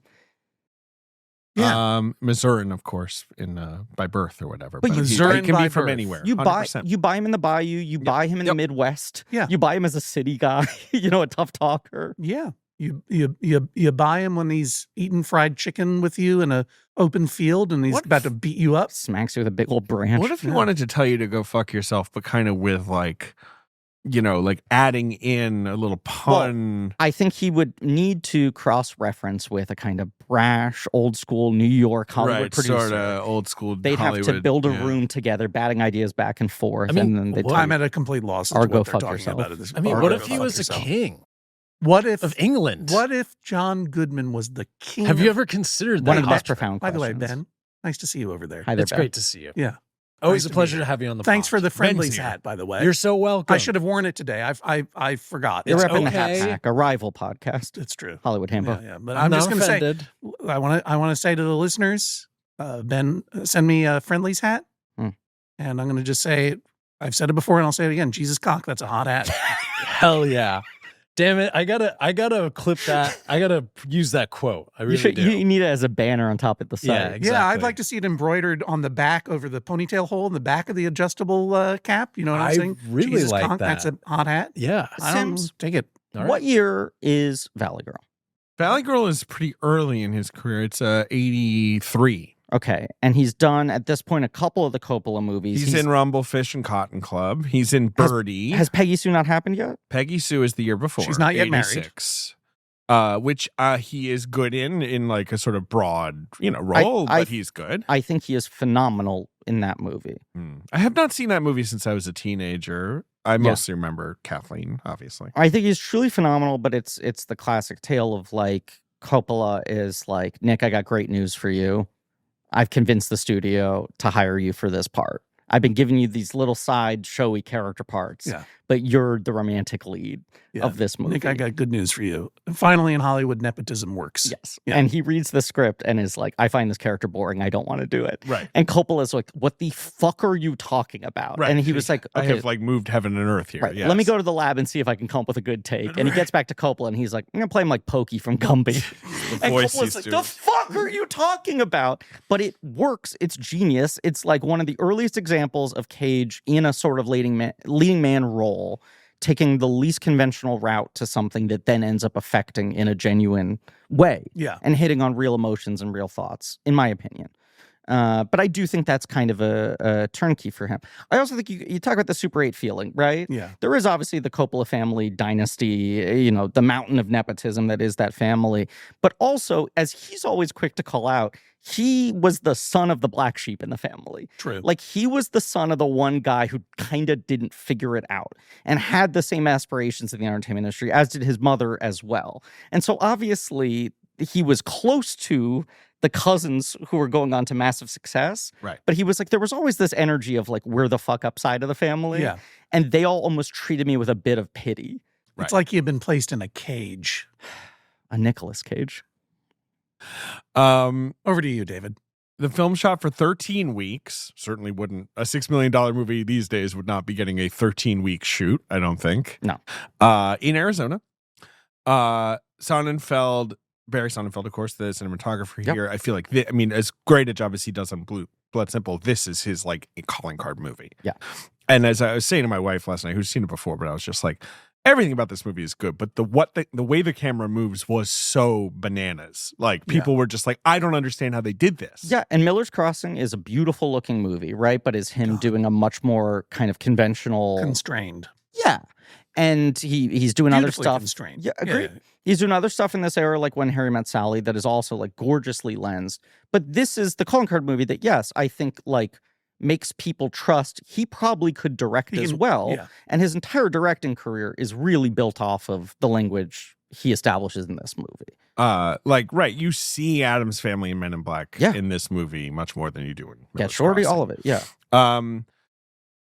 They're all, Sonnenfeld says, like, they're all a little nervous. They got a real budget this time. Like, this is nerve-wracking. Like, you don't want to fuck this up in the same way of Blood Simple, the different way. Blood Simple, it's just like, we'll see if anyone likes this. Mm-hmm. Big note they got at the test screenings. They didn't like the rabbit blowing up. Interesting. I think this is something the Coens run into once in a while, where they're like, "Why do you guys care about us wounding animals?" And it's squeezing like a frog. That's the number one. They thing didn't care about audiences- the lizard being shot off the rock. Maybe they cared about that too. Yeah. For all we know, that rabbit ran away as soon as that grenade hit the ground. We don't know. You're right, though. It's It's funny. a wascally rabbit. A wascally wabbit. Excuse me. You're right. They do work with Carter Burwell again, of course, continuing, obviously one of the greatest collaborators, but initially they were like, this movie might not be groovy enough for you, which is, I don't know what that means exactly. He's a rock and roll guy. Burwell said the scores improvised using household objects like peanut butter jars and vacuum cleaner hoses. That's fun. Fucking, yeah. Ben? And then, of course, the yodeling. What? Improvised score using peanut butter jars? No reaction from you? I mean, I love it. I love the inventiveness. Sounds cool as hell. Yeah, it does. He's too busy ordering some hot hats. And embroidery on them. an honest to goodness Okie named John Crowder did the yodeling. Wow. Honest to like that. goodness. Yeah. Okay. Yeah. I always thought that it was Pete Seeger, but it's not. Pete Seeger's on the soundtrack somewhere, but Is Yeah. I mistake. love Pete Seeger. But Carter Burwell, I mean, one of the only composers where I will just listen to the soundtrack. John Williams level, as far as I'm concerned, in terms of creating mood, tension, world. They feel like wordless operas, even listened to on their own. What is your ringtone? It's the theme from Tootsie. Peter Bishop, something's telling me it must be you. That is very funny, and I can't believe I have never witnessed this go off. Well, that's because it's only keyed to one person in my life. Your wife? Who's a whole human being in her own right, and shall remain unnamed. Humble brag. You know what is really funny that I think about a tremendous amount? Weird that movie's called Tootsie. Oh, she said it was a pocket dial, by the way. Oh, wow. So everything's fine. We have talked about that a billion times. It's not a character name. It's one of like 40 nicknames I they was just call listening her, to this offhandedly podcast, in one and you way. Okay, said then whatever. Move on. I just want to say also for the record that I was distracted, yes, but I was reading Randall Tex Cobb's Wikipedia. Yeah. He's quite a character. Here's Quite a the guy. thing about him. Mm-hmm. He was a professional fighter. Well, he had a famous chin. In Famous chin. many ways. And I could kind of tell by just his vibe. He was a professional kickboxer in the 70s. Yeah. And famous chin that often, paradoxically, overshadowed his incredible nose. He is quite as though he were doing a headstand.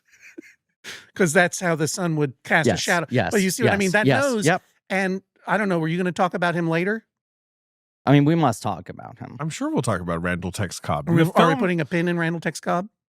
Or pulling a pin out. There we go. There We're we blowing go. up. We'll blow up this rabbit later. Incredible Joel quote about Randall Tex Cobb. He's less an actor than a force of nature. ... I don't know if I'd rush headlong into employing him for a future film. Right. Weirdly, that's the only way you can employ him. This does feel Like you a have film. to headbutt him 5 times before he agrees to be in the movie. This film has Holly Hunter and John Goodman and Frances McDormand. Uh-huh. Lifetime, like, Coen folk, Yes. right?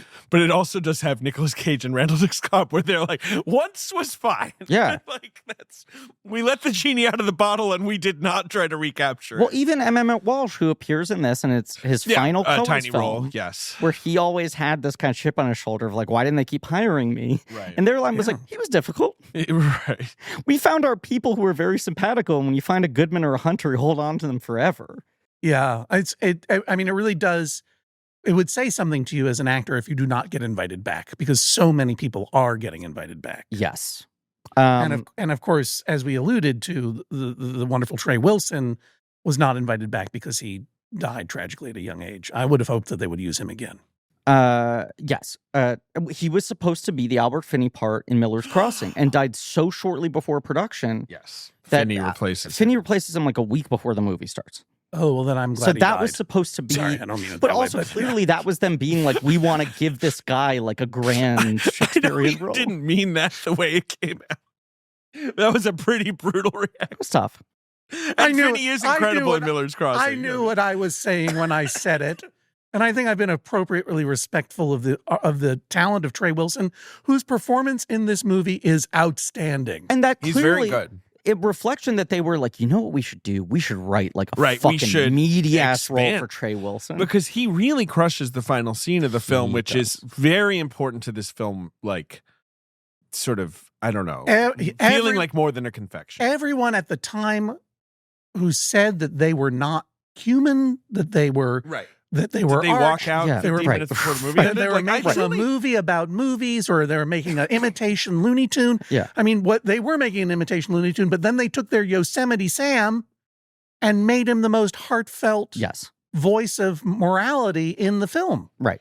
That sets them on the proper path at the end of the movie. No spoilers. How could anyone who isn't a humanist land there? And you know, just- and put that in your movie. And that, I mean, you know, when I think about, look, I adore Wes Anderson. Mhm. Very, very important movie maker to me. I love so many of those movies Humble brag.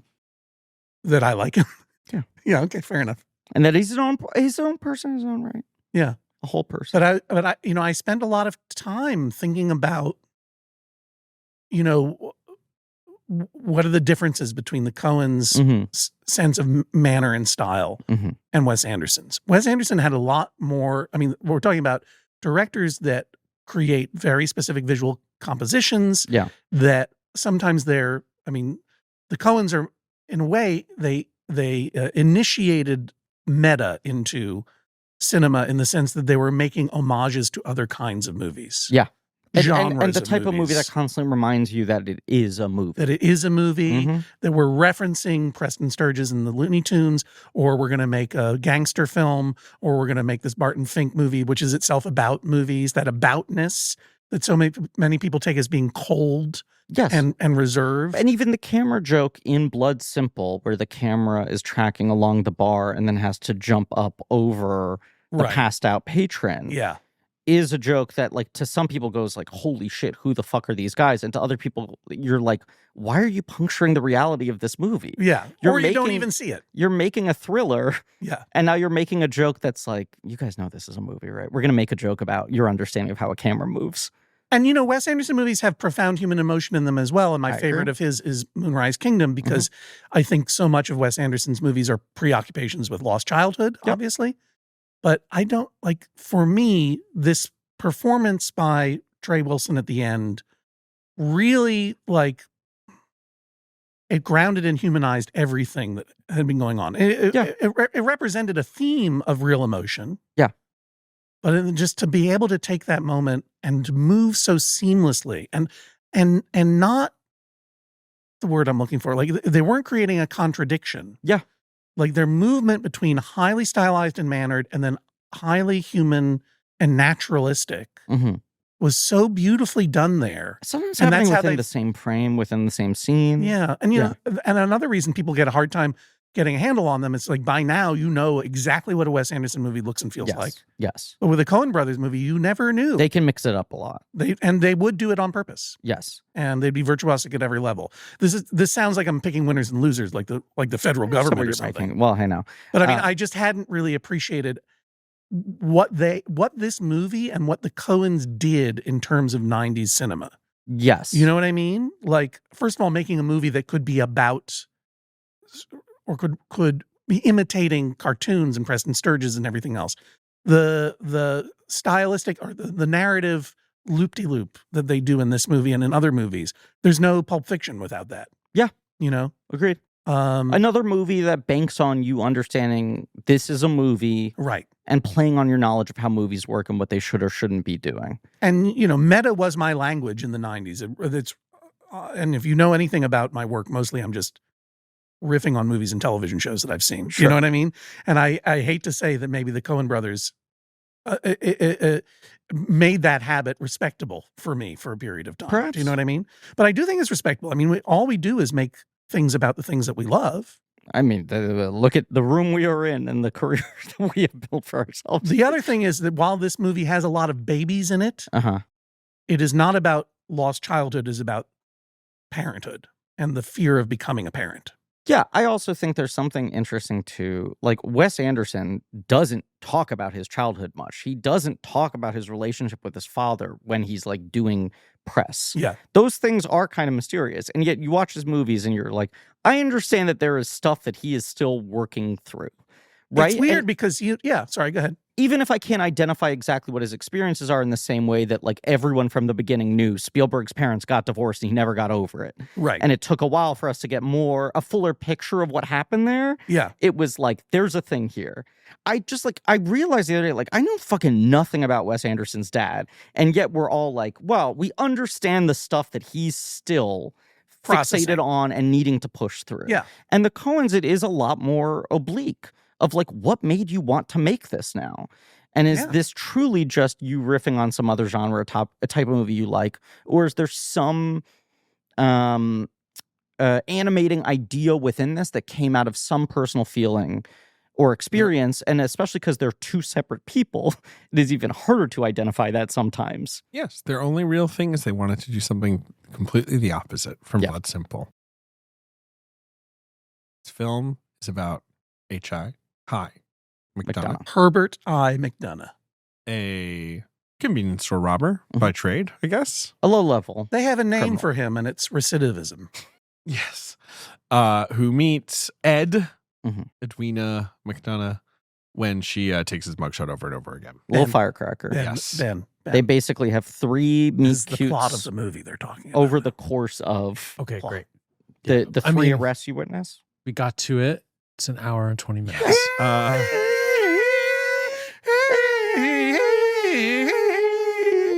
But the second time he's arrested, he sees her crying uncontrollably, right? Is that the second time? Yeah, her fiance leaves her during her fiance. Leaves her. I didn't like that. Really? That was one moment where I was like, you're not treating this character with respect. That was like, it was too funny to not include, Yeah. but that's the one. Joel and Ethan Coen, I know you're listening. Okay. Go back and make Raising Arizona the special edition. I think it's funny. It's I like funny. it. Of course it's funny. I don't think it's a slight on her intelligence. I think it is more about how different dialects process different words, which is a thing I've noticed comes up a lot in their films. Yes. Like even in fucking Hail Caesar, when The original title. Yep. Mhm. When Ray Fiennes is Rare moment of complaining studio interference. about Alden Ehrenreich, he goes, I work with actors, not rodeo clowns.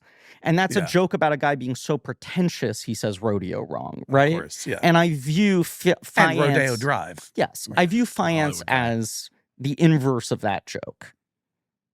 They love language, and it's obvious from everything they ever do, and it's another reason why I got such a there's a literary term for it. I got a hard on That is the term. for their work That is because the term. because of their love of language and dialect, even if the dialect is invented, Now, we spoke about this, prologue. a hard on. I'm sorry, I should have said.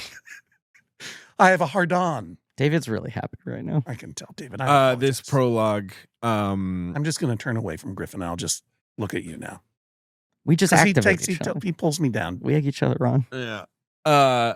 This prologue that is breakneck Mhm. and romantic. Yeah. And sweet and sad. And in my opinion, just, I don't know how you watch this and you're not like so energized by like the rest of the like the whole arc of them falling in love and, getting together, and she can't, her womb is barren and his seed can find no purchase and they can't adopt, and they, like where you're just like, yes, they're going to be okay. These like twin fires, right? Like, Well, I like that there's just some connection that keeps like being tested every time they have one interaction in between sentences, right? It's like they have this moment and then he's like locked up for 6 months and then he comes back and the moment continues. Right. And he has this moment of like lashing out at anger at the idea of her fiance. Who would ever leave a woman like you? That sticks with her is that the next time he's out, she's ready to lock it down and he has a reason to not go back. Right. yes. And that is so sweet and so powerful and is conveyed so quickly and so meaningfully, so much through these performances, right? But then you have this thing, it is such a good setup for the movie of like their earnest belief that like, well, yes, he's a criminal, Right. but she works in law enforcement. Doesn't that Can't that balance out? Yeah, doesn't actually. neutralize Kinda each other evens to it make out. them adoptable? Right. But you're like, from this setup, you're like, yeah, you're right. This is an unsolvable premise. They are never going to get approved for illegal adoption. Time to kidnap a Quint. Something Yes. has to be done. So local, regional furniture magnate Nathan Arizona, played wonderfully by Trey Wilson. 37 years old in this movie? Yeah, and you're right, With Griff. the body he of a does, 58-year-old. He gives off older. I cannot deny this. I was shocked to learn that he died at the age of 40. I know he technically Later, like died not right this second. of like hemorrhage, but Yeah. it does feel like he was the youngest person ever to die of old age. He has had quintuplets. Well, you know how I feel about him. I'm glad he's dead. Dancing on his grave. You went back to that one. I was gonna set you up, and then I was like, maybe that's too mean. But you did it anyway. I did it for you, David. Thank you. So they kind of have the about as altruistic baby kidnapping ideas I guess you can have, which is like, well, they got a lot of babies on their hands. They We can got just more take than they one. can handle. I Right. like that part of the rationalization is almost like that's so many kids, we'd maybe be doing them a favor. Mm-hmm. They're probably stressed out with how many kids they have to handle. Now, you are not actually allowed, Ben's gesturing at me. You're not allowed to have all your multiple birth children in one crib, as this movie depicts. Some of the things in this movie are a little outside of reality. Let me ask you a question. Is it cool to put a loaded gun down in the crib? Dude, that is something that I don't think I really clocked as heavily as I did on this rewatch, where I'm like, he never picks the gun back up. Yeah. He just leaves it in the crib. He lives in well, when he's I think bending he over the uncocks crib. the hammer, but that's about it. I kept waiting for the beat of him, I'm like, he does pick the gun back up, right? And he's like, and one more thing. And I'm like, oh yeah. And then he talks to them some more. And then he leaves the room. Yeah, he leaves these home invaders and kidnappers. Where are the other babies in that scene, by the way? Because it is nighttime. Yeah, they're probably going on some Rugrats-style adventure. That must be it. Yeah, that's right. David, it's 4 babies days out. Yeah, right. I can't remember if you said this on mic or off mic, but you were like, now anytime you just have one of your twin boys in your arms, you're like, this is so easy. Is fucking I can't believe I ever complained about this with my daughter. 100%. I'm so used having to the a kid for the challenge of first time. To be clear, to be sympathetic to people who listen to my show, having a kid is very hard, and it's like, I'm not trying to downplay that. It's very hard to have a kid. But you're saying the intensity doubled by having 2 more at the same time. Well, they always say it's like more than doubles, right? Like it's but yes. And so I think there is this sort of like perverse backwards altruism in the idea of their scheme, which is it's interesting that you are able to have these characters be kidnappers and you don't lose sympathy for them. They're sort of reacting to the imagined idea of someone like David being like, oh my God, I can't believe I have to feed 2 kids at once. Right. And assuming that means if you took 1 kid away, they would thank you. When in reality, of course, that's not the case. Cut to Griffin and I on top of a ladder looking in a window in David's apartment. As whimsical. Okay. I take the left one, you take the right one. He'll thank us both. As whimsical as this He's film got more than he can handle, Griffin. I mean, I do feel like this is a film when even the first time you're watching it, you kind of know, like, no babies are going to die and everything's going to be okay. The tone of the film just sort of suggests, like, there will be no sort of horrifying sort of, content in this. And I feel like the thing the film identifies that makes it so powerful and is the beating heart at the center of it, what is actually the real source of narrative tension in this film, more so than the demon on the motorcycle, right?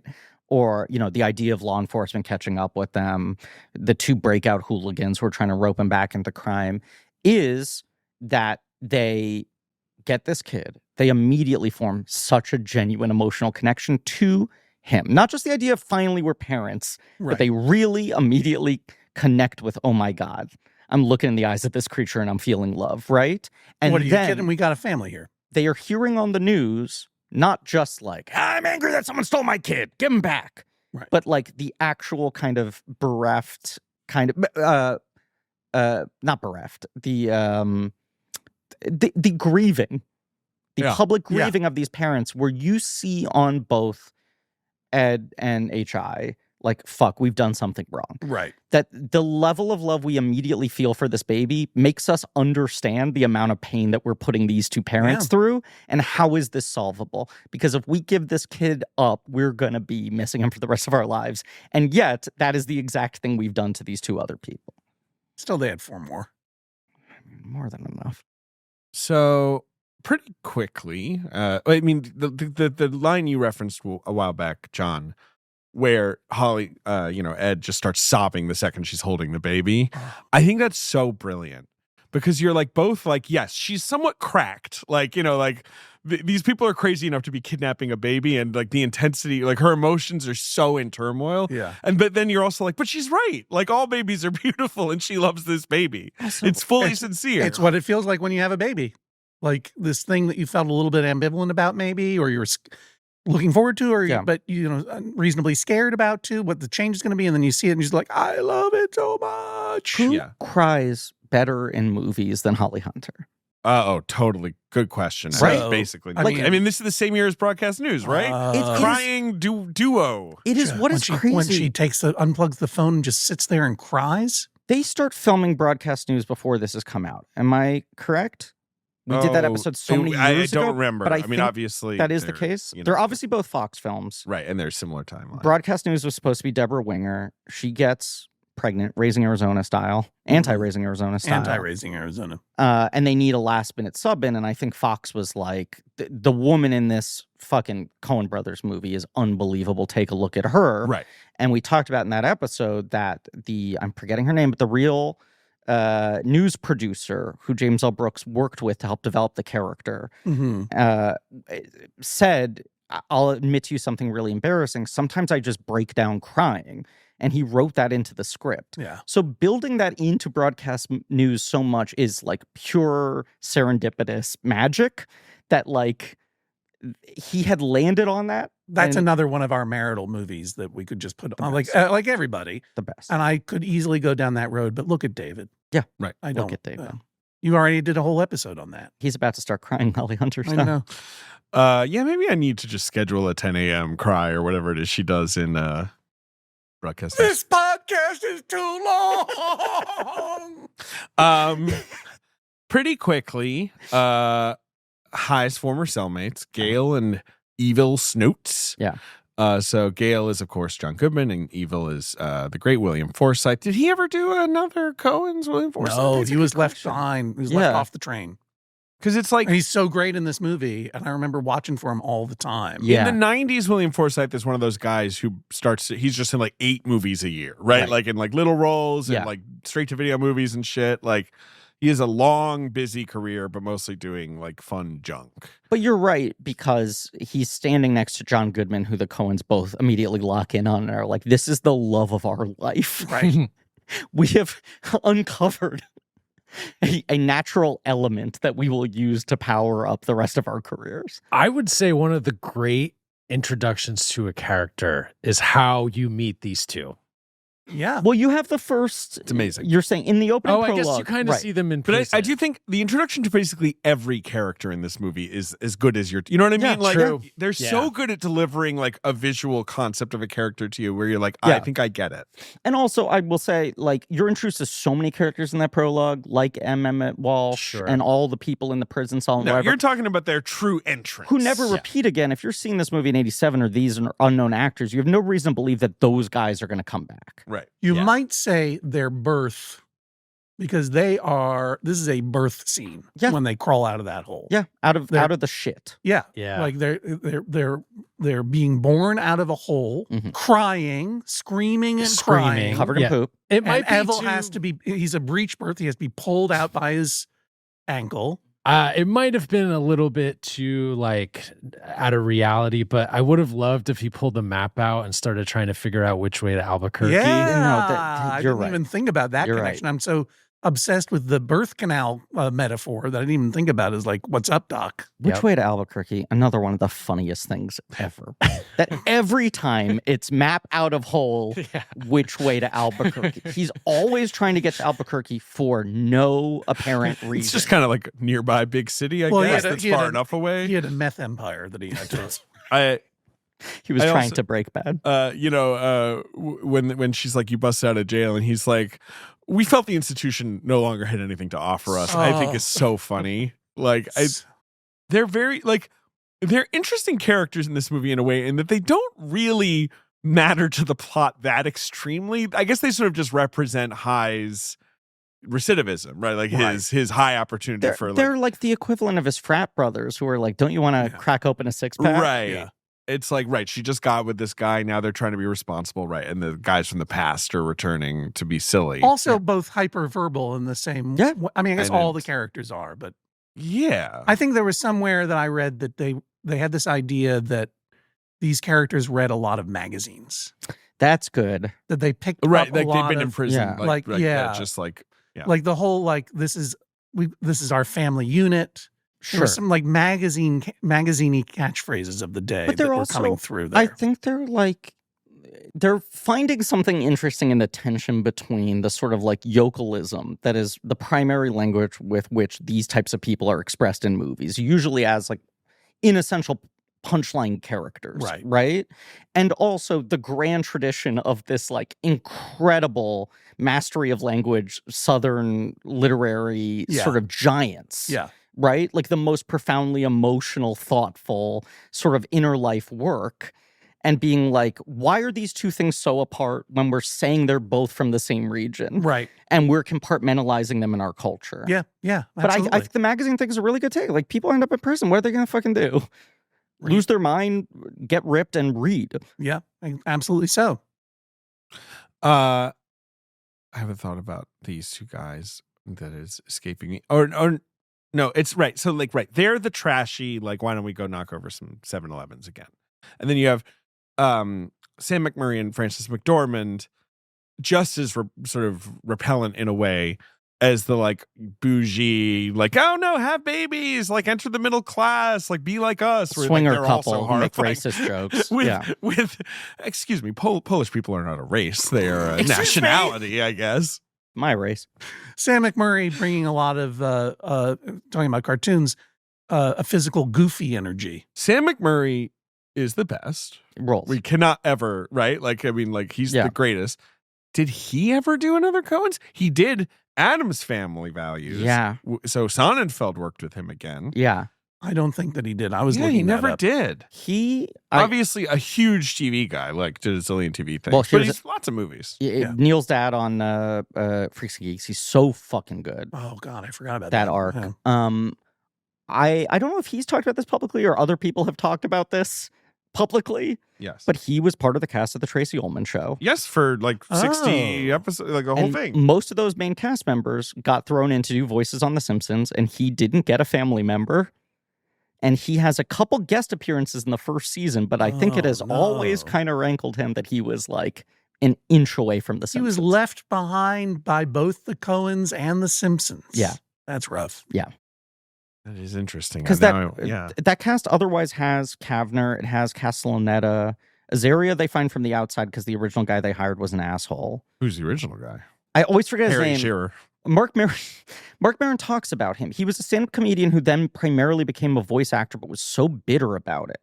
And he was like on G.I. Joe and a lot of big children's shows. And he was originally Burns, Moe, like all of those. I guess some of the characters end up being Shearer, some of them end up being Azaria. Yeah.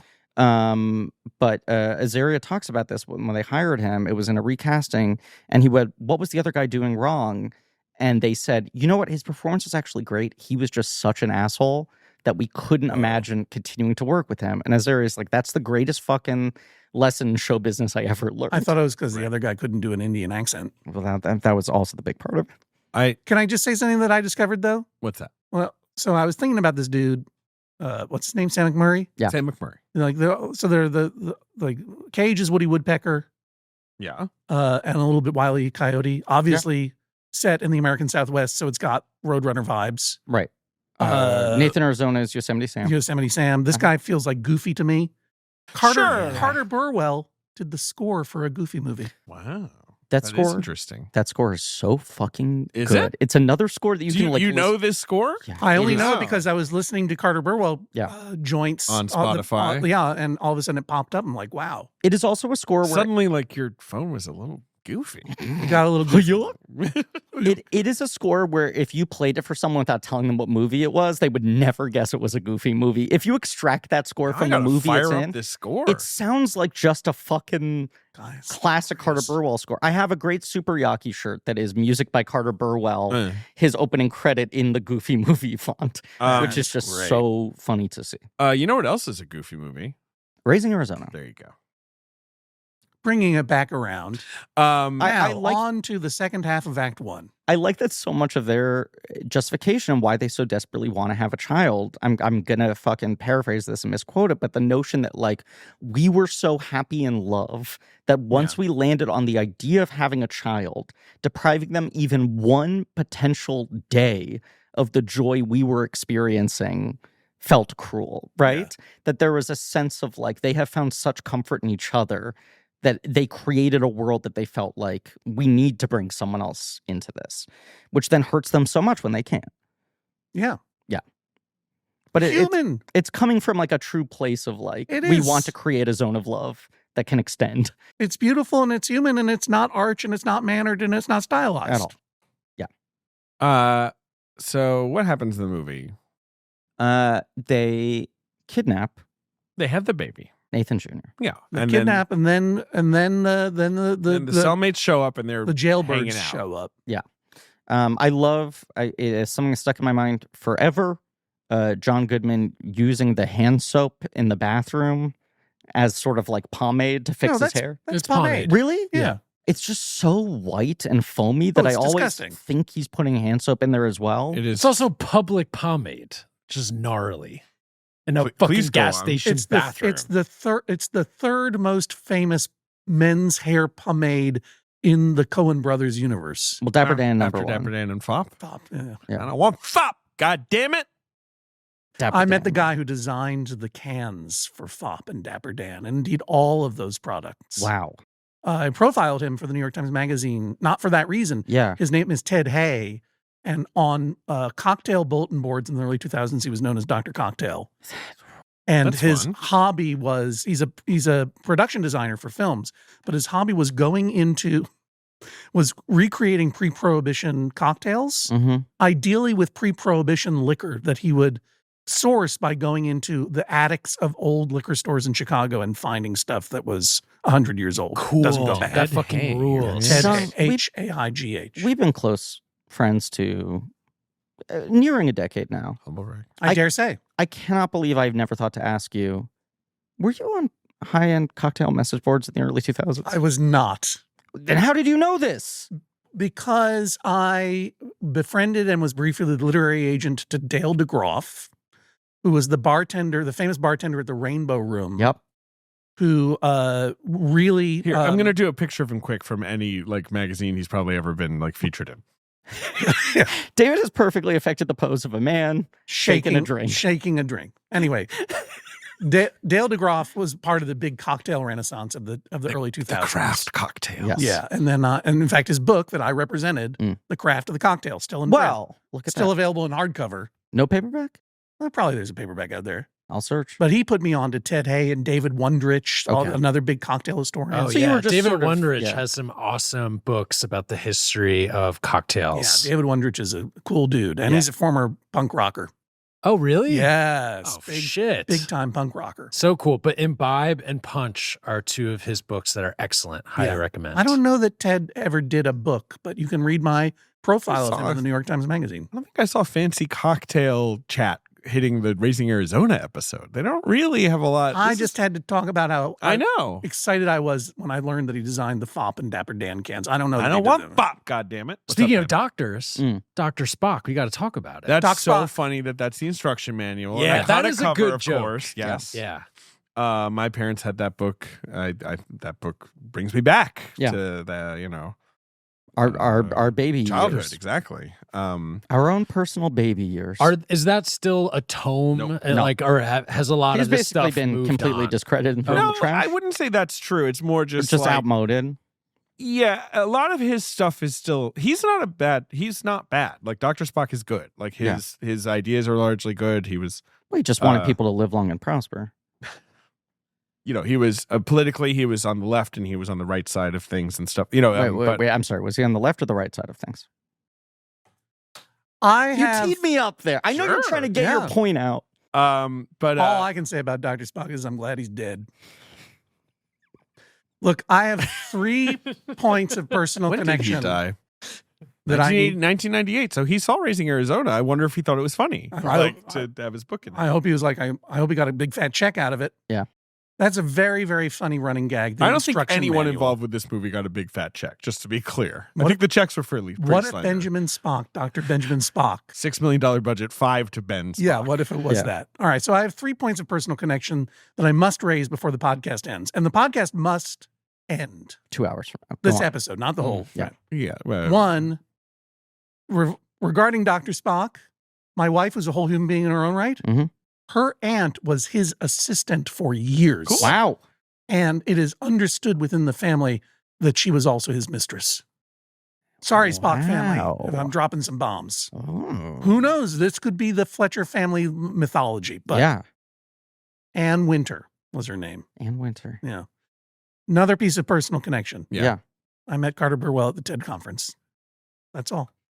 Starstruck. Did he yodel at you? No, he was a very sweet, down to earth dude. Yeah, Actually came to David Reese and I years ago worked on a thing for HBO that never went, and he came to the edit to look at it. He is able to, obviously this score is not an example of this, but I think in some of his work, he's able to tap into a musical feeling that feels like it is touching such an intense darkness that I always wonder, like, is he one of these guys who is just like, ugh? And he seems very chill and light. You know what he seemed like to me? What? A little goofy. It's a little goofy. Sorry, David. But you know what I'm saying? I'm like, I could listen to some of his scores and be like, is this man the Edgar Allan Poe of film composers? Oh, because he's so dark and he was that it feels like there's in love with his 14-year-old cousin. Well, I would not. I also don't get the Edgar Allan Poe thing. I think he is able to convey a darkness and music that I cannot think of another composer who is able to hit that consistently, where I'm like, is this a man who is spending all of his time wallowing in the deepest thoughts imaginable? And he does not seem to be that way. Not in the very brief time that I've...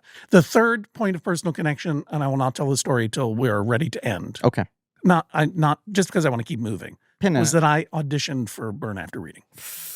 Oh, interesting. For what role? I'll tell you later. Pin. Okay. So what else happens in the movie? Lack of conventional jokes, but Forsythe and Goodman showing up does have more of a kind of classic comedy vibe of them having to cover for their lies. Silly conflict here. Yeah. It's a welcome home sign for a baby, which is funny. Right. So they have to explain that the baby was visiting the grandparents, even though both the grandparents are dead and they're in different locations. But it's also the conflict of High being tempted back to criminal life. Yes. This is where he has the nightmare about Leonard Smalls, where we're sort of, I feel, really introducing this concept of like High is sort of connected to, he has the sight in a strange sort of a way. In a way the movie doesn't have to think about very hard. Well, here's the thing the Coens have said in interviews. That the way they conceived of Leonard Smalls was not what is the ultimate villain that could exist in this universe, but what is the ultimate villain that would exist in H.I.'s imagination. Yes. If he had to fear someone coming and retrieving the baby, what is the worst thing he would think of? Right. And it is almost a cartoon version of an evil biker. And it comes to him in his sleep. Yeah. And he looks like a monster. He looks like one of those Looney Tunes monsters. He does. Yeah. There's a quote I want to read from him. From Tex. Randall Tex Cobb. Yes. He was on David Letterman, 1987. Must have been for promote the release of this movie, perhaps? I don't know. And Letterman says, how does your current job compare to your old job? And he said, in the last job I had, if you didn't do it just exactly right, you got hit in the mouth.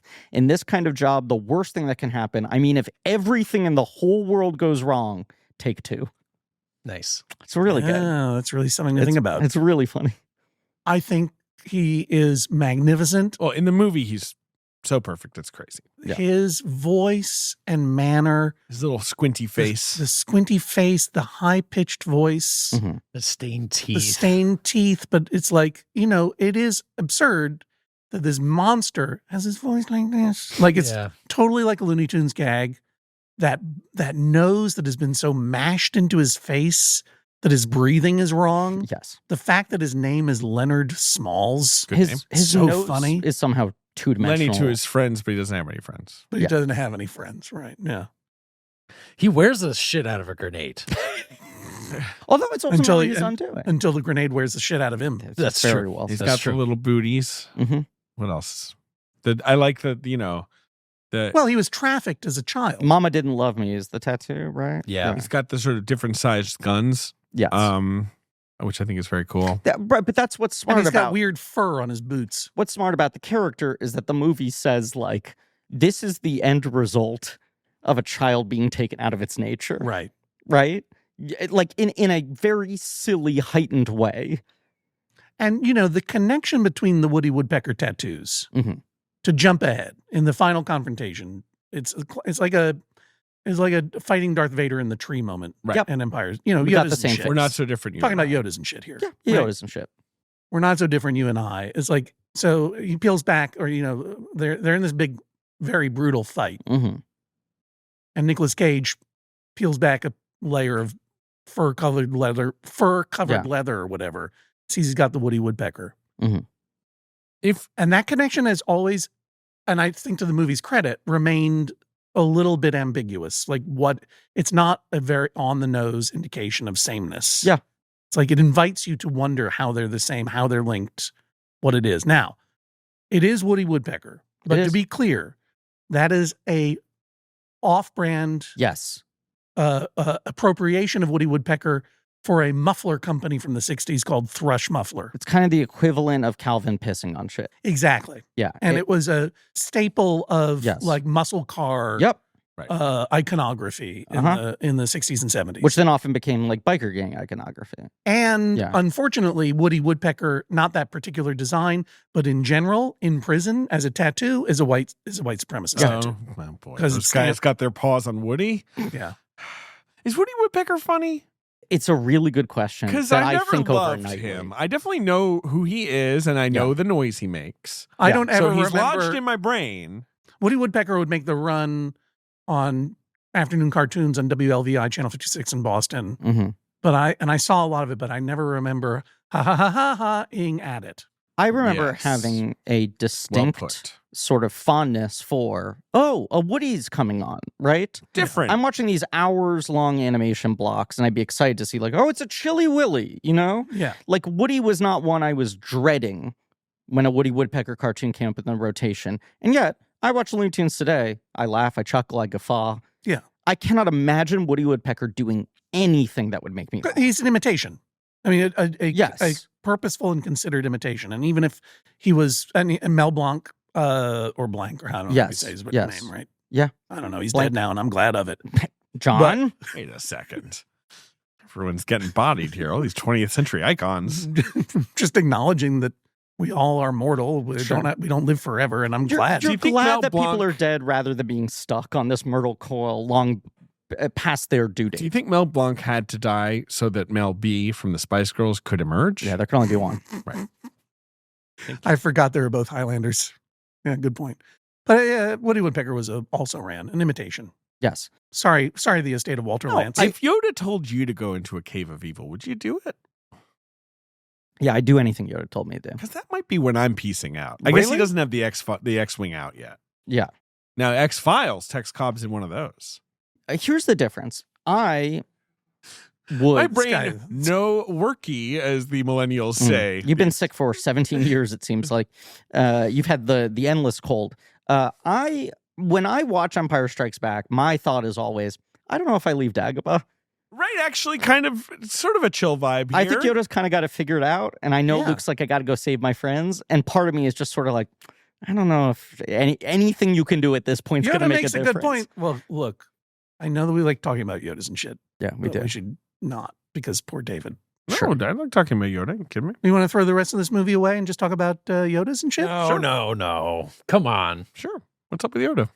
I'll tell you something about Yoda. He died pretty suddenly in Return of the Jedi, right, David?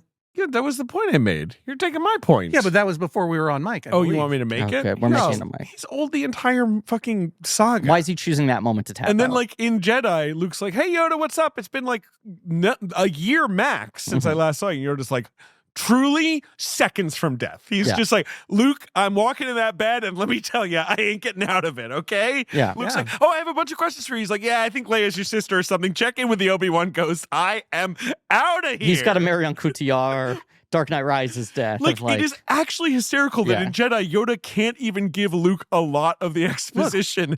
And fucking Ghost Obi-Wan then sits on a log and is like, FYI, yes, we knew Vader was your dad. Yes, Leia's your Yoda didn't sister. cover any of this? Are you fucking kidding me? The guy couldn't have held on for 10 more minutes? And Luke's like, why didn't you tell me about the Vader thing? He's like, look, from a certain point of view. And Luke's like, just say George hadn't figured it out yet. Come on, all I remember from it.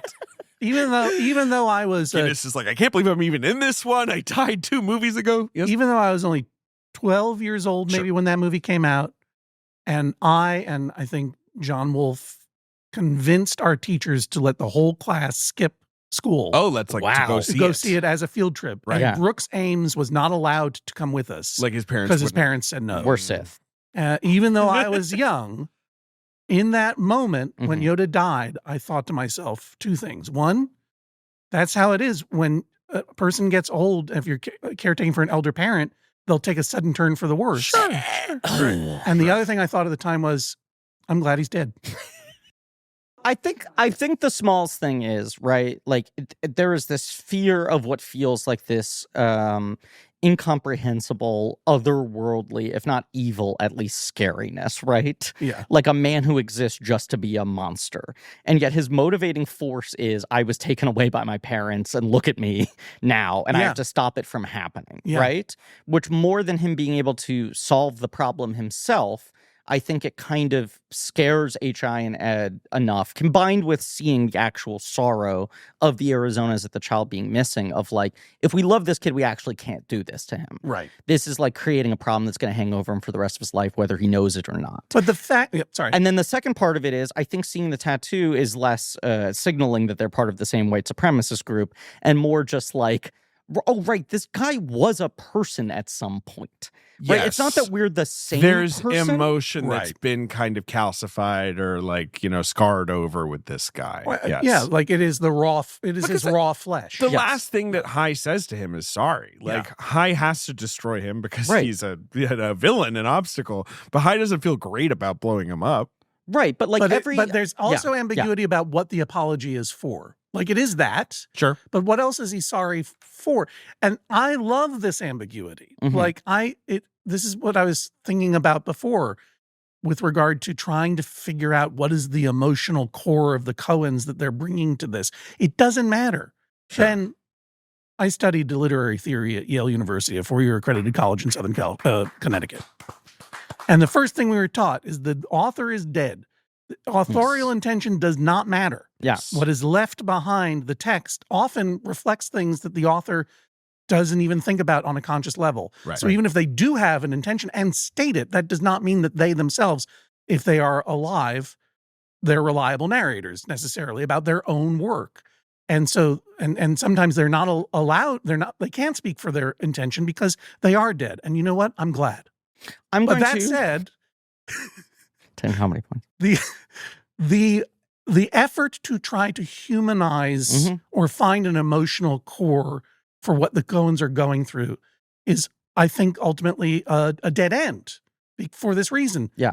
And I love the fact that they will put in these things that feel very meaningful, and yet they have no precise explanation. Well, the Hat and Miller's Crossing is probably the ultimate one. We'll talk about it next week. Sure. And we'll get to Serious Man, which Embrace the Mystery is them yelling that at the audience, right? At a point in time where I think audiences had finally come to understand how to build a relationship to their movies and not bang their head against a wall. But I think a lot about, I believe it was on an episode of WTF where Patton Oswalt was on, and the two of them were talking about how much they both love the Coen brothers. Sure. And Marin says something to the effect of like, you know about like movies and shit, right? Why are the Coen brothers so good? Explain to me why I think about their movies all the time. Honestly, that's why he's a master interviewer. I agree. And Oswald said something that I think about a lot in relation to their work, where I will probably paraphrase this in a way that is much worse than the way he put it, but something to the effect of, the thing about the Coen brothers is they're not interested in giving you answers. They just kind of casually open doors and let you decide whether or not you want to walk through them yourselves, right? And there is that feeling of, I know there is something behind this door. And now the door has been opened, but they're not guiding you through it. And they're not telling you you need to walk through that door. Exactly. And that feeling of like, I might not have the answers, but I know there is an answer here. Right. And part of the joy is knowing that you're never going to land on it definitively, but that you can wonder about what's behind that door forever. Right. I mean, so much of, movie quote unquote fandom on the internet these days is breaking it down and figuring it out. Yep. And getting to a final answer. And they don't design movies like puzzles of like, we're giving you the clues, and if you put them together right, you will have everything. They're not like Mr. Policeman, I gave you all the clues. They're not snowmen's. They're not snowmen's. And I think, this movie has less of it than some of their later films. I want to be clear that I thought that was funny. That was very funny. That's fine. Thank you very much. You might have heard on the audio David laughing uproariously at that joke, unless Ben chose to cut it out for some reason. Sick guy. Weird. But I think like, you know what? I love the ambiguity, just let it, like, did David find it funny or not? It's for you to interpret. It's hard to think of another like broad studio comedy of the 1980s that would allow you to be like, and I don't know if I'll ever have an answer for that. And I find that interesting. Right. Yeah, no, obviously. In a way that doesn't feel like a plot hole. Right. It's just fascinating that even in their movie that's like, let's just try to make something that's fun, it still starts to like scratch at these corners of mystery. Absolutely. Yeah. Okay, so I think we kind of left off discussing somewhat the couple, Glenn and Dot, stop by, meet the new baby. I need to award 5 million comedy points to their son, who just writes the word fart on the inside I remember of their wall.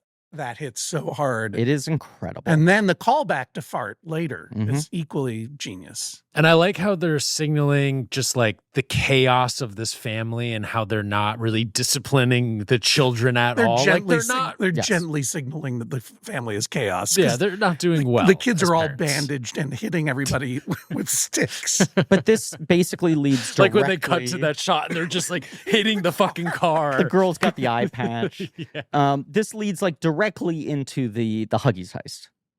Yes. Right. Yes. Tension is building. They stop at a convenience store. I need some Huggies. I'll I'll be need right some back. Huggies and all the cash you have. I'll Or, be you know, back I'll take these presently. Huggies and whatever cash you have. You and I agree, David, that the Coen brothers are underrated as being some of the best action filmmakers on the planet because Well, it's not and their this- primary mode. They But don't even this do it. that much. movie, Yeah. yes, absolutely. Again, I mean, like it is hard.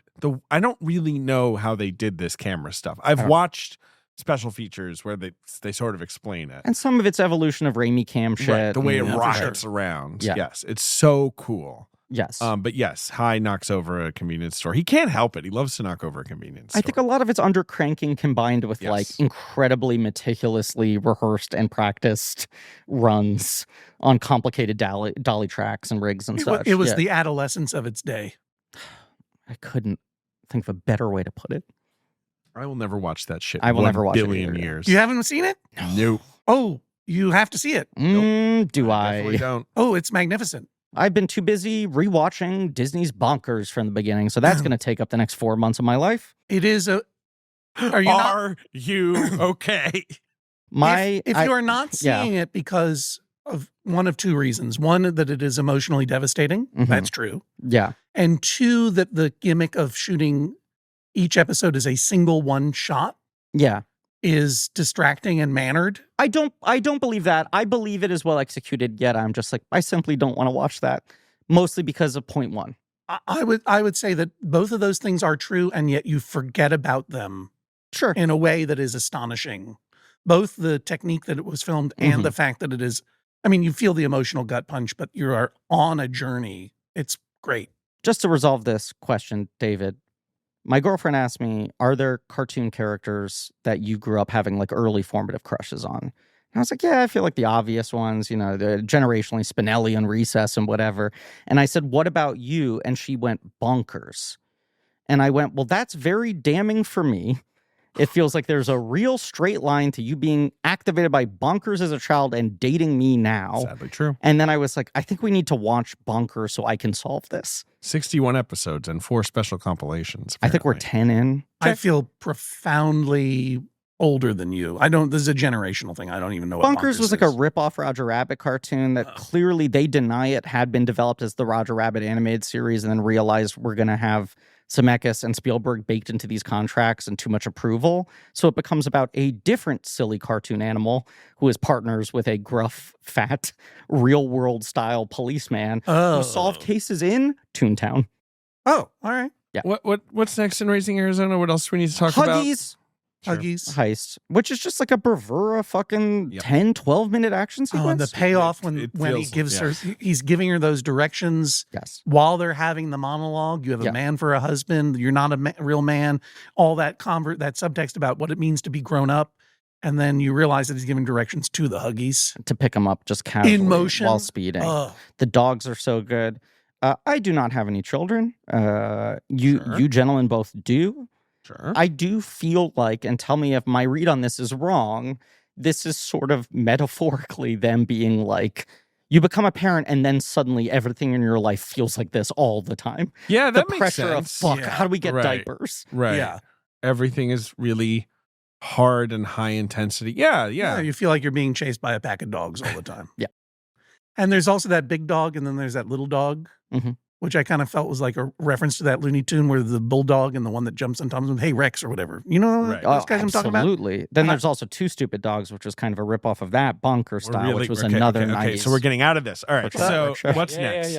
I just thought John Goodman and William Forsythe were a riff on the big dog and the little dog. No, I agree with you. That's all. Yeah. Okay, so next is his former boss. The foreman shows up with his broken nose and his neck in a brace. And he's now threatening because he's figured out. He's put it together. Yeah, and they want the baby. Right, which Goodman and Forsythe are also putting together. Because they're hearing it. Everyone around them now realizes they've done something wrong and I can benefit from it. You know what's up, Doc? The gig. The gig is up. And no one knows how to get to Albuquerque. No one knows. The place of salvation. Everything's been found out. Very fun fight between Goodman and Cage in the house. Oh, yeah. And just the spinning and Goodman, and it's Three Stooges camera work. Right. Goodman's such a big beefer, and like Cage is this weird string bean guy, like with just like such unpredictable energy. The other thing is that this is starting to severely strain their relationship.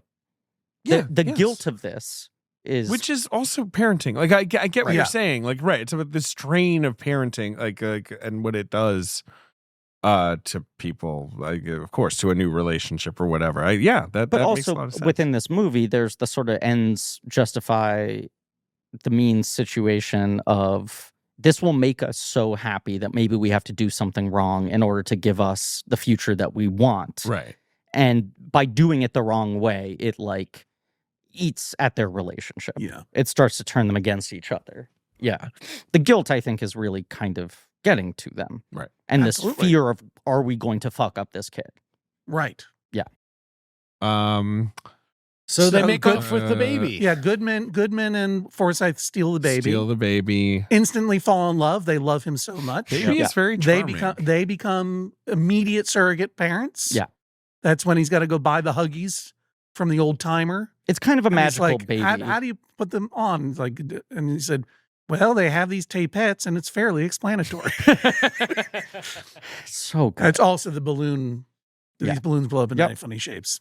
And then they do the whole like countdown thing, and I'll be back in 5 minutes. Yeah. I love that recurring. They go rob the bank. They forget that they've left the baby carrier on top of the hood of the car. Huge reaction in the theater when they put that. That was such a beautiful cinematic sleight of hand. You. Just the very image of the baby in the seat. Yes.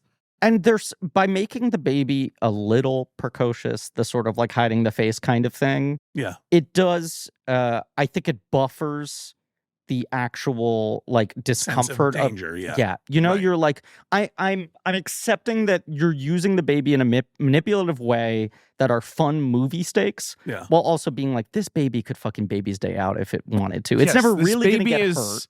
Smarter than anyone in a way. Exactly. And when Goodman and Forsythe realize they left the baby on top of the car, they pop out their birthing screams again. So good. Which is such a, like, I don't remember what I remember, but it's such a clue to the movie. Like, we were dealing with very primal emotions here. Yes. Right. Like, these are primal screams that these guys are embodying. And Edwina is like sobbing in the car. Yeah. While, you know, H.I. has just kind of gone numb. Right. As they're trying to chase after both the baby and the jail-yard buddies. At the same time, Smalls appears, presents himself to, Arizona. Nathan, Arizona. Who is basically like not interested. And he's like, fine, I'll just do it anyway. I'll just steal the baby. Mm-hmm. And I guess sell the baby. I guess that's his plan. Like just not even claim the reward. Well, he's saying, I'll do it for what was the reward? $20,000? $50,000. Yeah. Yeah, but he demands $50,000. Right, it's $25,000 and he demands He demands 50, more right, because that's what the market will bear because he knows because he was trafficked as a child or whatever. And I guess he's got the receipts. But you also get to the what is kind of the line of the movie for me, which is, if I'm as bad as you, what good are we to each other? Right. That it's really real starting Coen Brothers logic too. To weigh down on her that she feels like they're both activating something bad in each other that has led to this whole situation. And disregard our love. Clearly, this doesn't work. Yeah. Okay, then there's a fight and then there's the end. Yeah, I mean, well, there's the dye pack exploding. Another primal scream. Mm-hmm. Yes. They do the sort of armed robbery with the baby. Yes. Yes. I mean, there's so much fun shit, and it's also energizing and wonderful. But to me, it's the last 15 minutes that make the movie make sense. Yes. Because you're watching this movie kind of being like, how can this end appropriately? Which I love a movie that lays out a deck of cards where you're like, there is no way for you to get out of this okay. Right. Because you're like, yes, possibly they're just going to give the baby back. But isn't that just kind of like, doesn't that feel a little cheap or a little like a bit of a bummer or whatever? Yeah. Right. You know, like, okay, can we give the baby back? Yeah, no worries. Just to be clear, like, well, then what was the whole movie the about? double layer of, I don't know how the characters are going to untangle this situation, and I don't know how the filmmakers are going to let that untangling feel like a satisfying conclusion to whatever I've been watching. I mean, one thing that Looney Tunes cartoons could do, or they were never tasked with sticking the landing to a 2-hour-long feature. They don't have film. to resolve any sense of an emotional narrative. Yeah, you just fall, like the coyote falls off the cliff for the third time. Yeah, and then Bugs Bunny looks at the camera and says, "Fuck that guy," right? That's the famous closing catchphrase of Looney Tunes, right? Fuck that guy, right? Fuck that guy.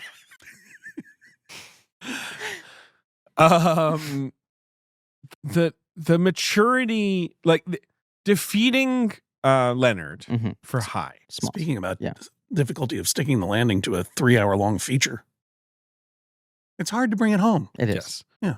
Feels like some sort of like Siege Perilous that High passes through successfully. Yeah. And in the sort of magical thinking of this movie, because obviously what happens, just to very quickly summarize, is they return the baby. Nathan Arizona is like, it's all good. I understand that you did this out of love, even though you're stupid. Yeah. And then High says that he had a dream of Well, Nathan Arizona sees that they still have love, even though they have given up on their own you guys love. shouldn't give up on each other either, right? And High dreams first of just watching Nathan Jr.'s life, from afar, right? But then also dreams of being greeted by his own grandchildren. Yeah. In a sequence that makes me, water comes out of my eyes when I'm like, what is this feeling? And Arizona has also said to them, like, he plays this so fucking well in the arcs of it, of him being like, who are you? We brought the baby back. Don't ask questions. Can we say goodbye? He, from behind, he's not even looking at their faces, sees the emotion in their body language, their relationship to each other, where he's like, you're the ones who took him. And he's not even angry, even though they had framed it as, we saved the baby from Smalls originally. Right. Where he's just like, something profound emotional has happened here, and I'm just grateful that you came around to doing the right thing.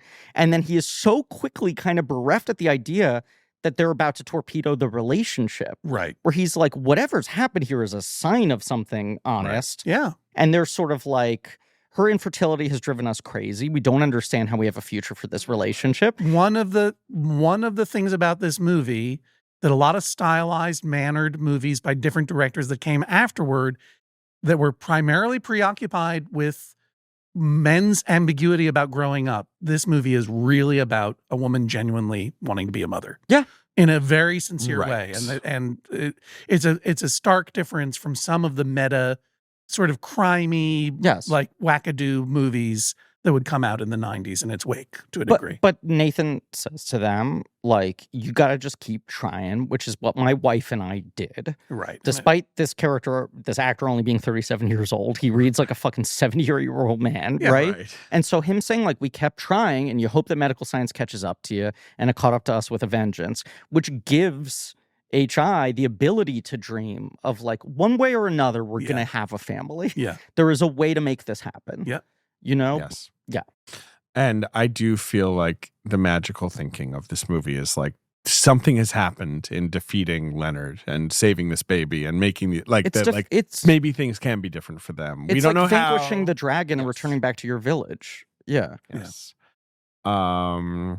It's really funny that Gail and Ev will return to prison through the hole that they dug out. So cute.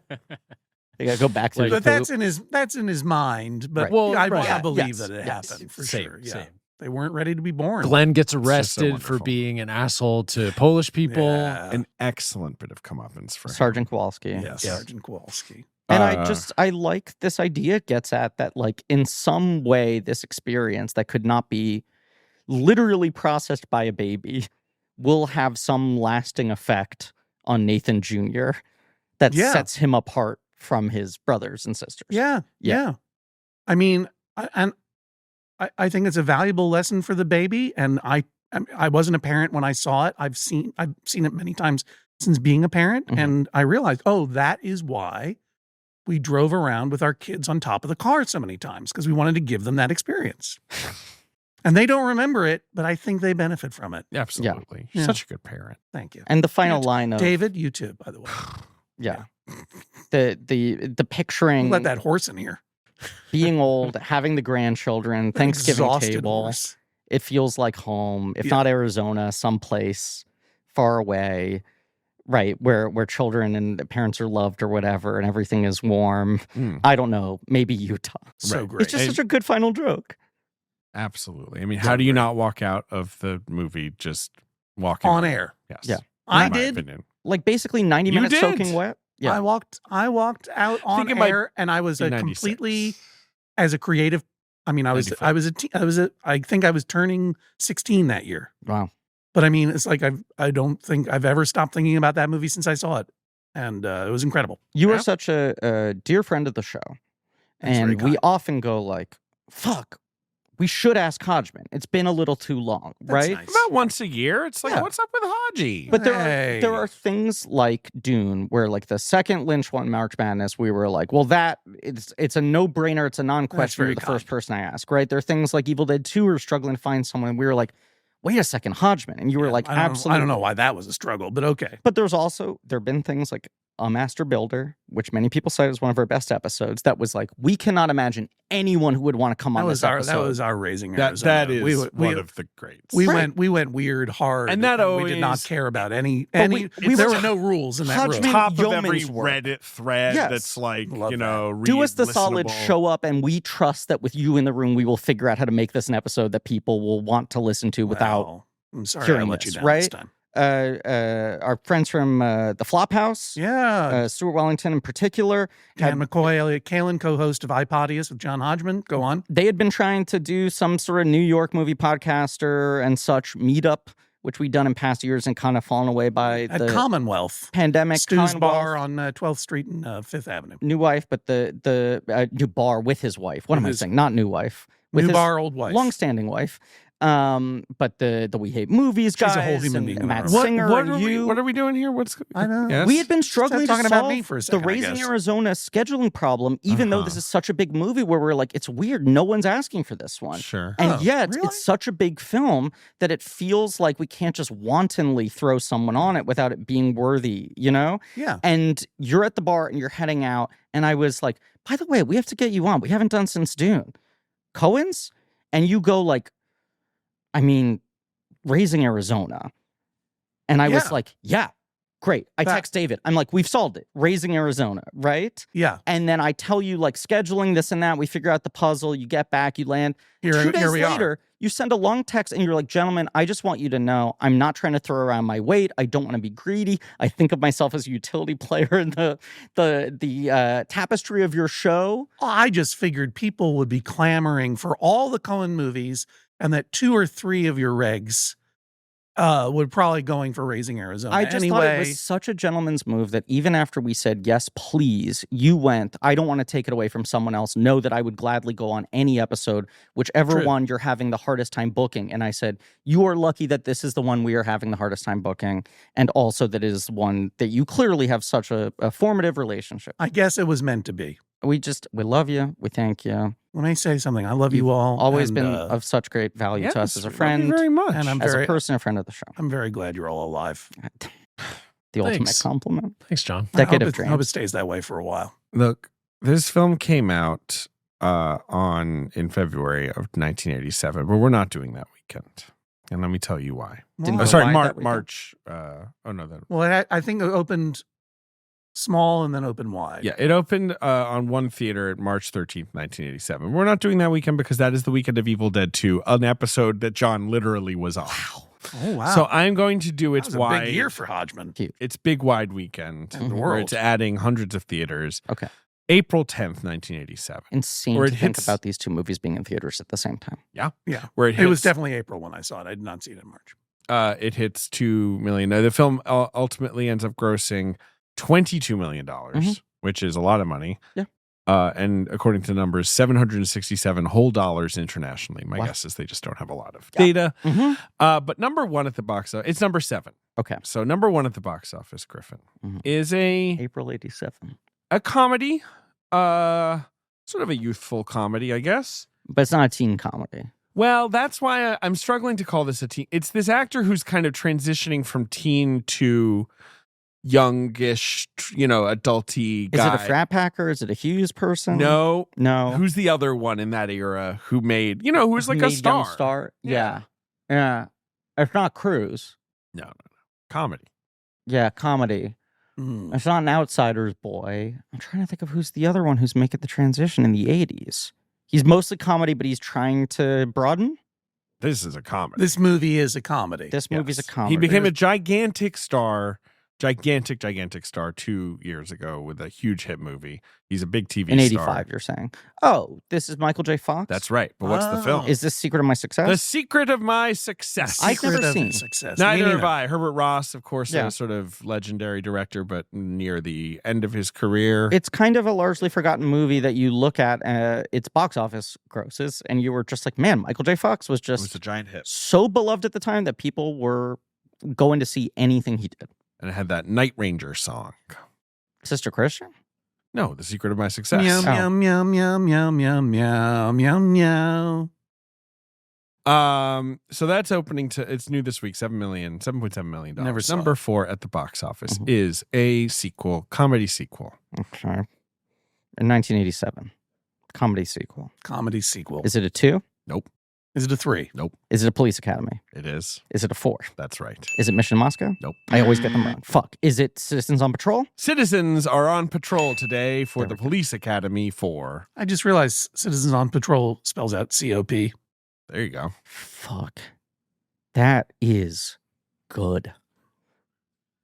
There's a lot to unpack in the Haven't Police seen Academy. that I've film. never seen a single Police Academy. Same. I've seen scenes. Sure. I don't think I've I'd seen flip a through single- and I'm catch a told there's sequence in one, TNT. one character who's a little bit of has the gift of the gab. Well, the gift of the gab or the gift of the, Gift of the sound sound effects? effects. Yes. Pew, pew, pew. That guy. I'd say that's not gabbing. I'd say that's But it's like his mouth. His magic mouth. Meow, meow. Number 3 at the box office Mhm. is... Michael Winslow's still alive, right? Yeah. Good. I'm glad. Thank God. Is he? I am all but certain. And if not, I'm going to have to come up with different evening plans. He's alive as hell. Thank you. This guy is so alive. I'm glad. I'm glad of that. Nice, lovely Wikipedia picture, full color, looks great. I pray he hasn't died by the time this episode comes Jesus out. Christ. Okay, number 3 at the box office is a romantic comedy Okay. from a legendary director Okay. with a legendary star, but at this point he's a fairly new star. Interesting. This is a movie that got very bad reviews, but Is I think this- did okay. Is this one of the Bruce Willis movies? It is a Bruce Willis Is this film. Blind Date? It's Blake Edwards' Blind Date Wow. Blake with Bruce Willis and Kim Basinger. Blake Edwards did the 2 Bruce movies back to back that were meant to be the moonlighting transition to movie stardom, and they both don't work, Sunset, of course, being Yes. the other one. which is sort of crime, old-timey crime comedy. Yep. And I don't then even remember Blind that Date, one. which was kind of a hit, but was just sort of like, I don't know if this guy's These going to were go pre the Die distance. Hard, both of them. And then Yeah. the following year is Die Hard, and people go, holy shit. People go, holy shit. Yeah. Number 4 at the box office is the re-release of an animated film. I assume from the fine folks at Walt Disney Studios. That's correct. okay. I put this on for my daughter once, and she could not have been less interested in it. Interesting. Okay. Sort of confirmed me what I remember about it, which is it was never a movie I liked very much. But Is I think a it has its Is it fans. a classic? 70s. Is it like the Aristocats? It The is not Aristoc- just like the Aristocats, is, in but fact. is the Aristocats. I would almost say that no movie is more like the Aristocats than the Aristocats. Yeah, a movie I put on because those Reitherman movies are Yeah. often interesting. I put it on. It has that I sort of love very the Reitherman. shaggy, Yeah. animation style.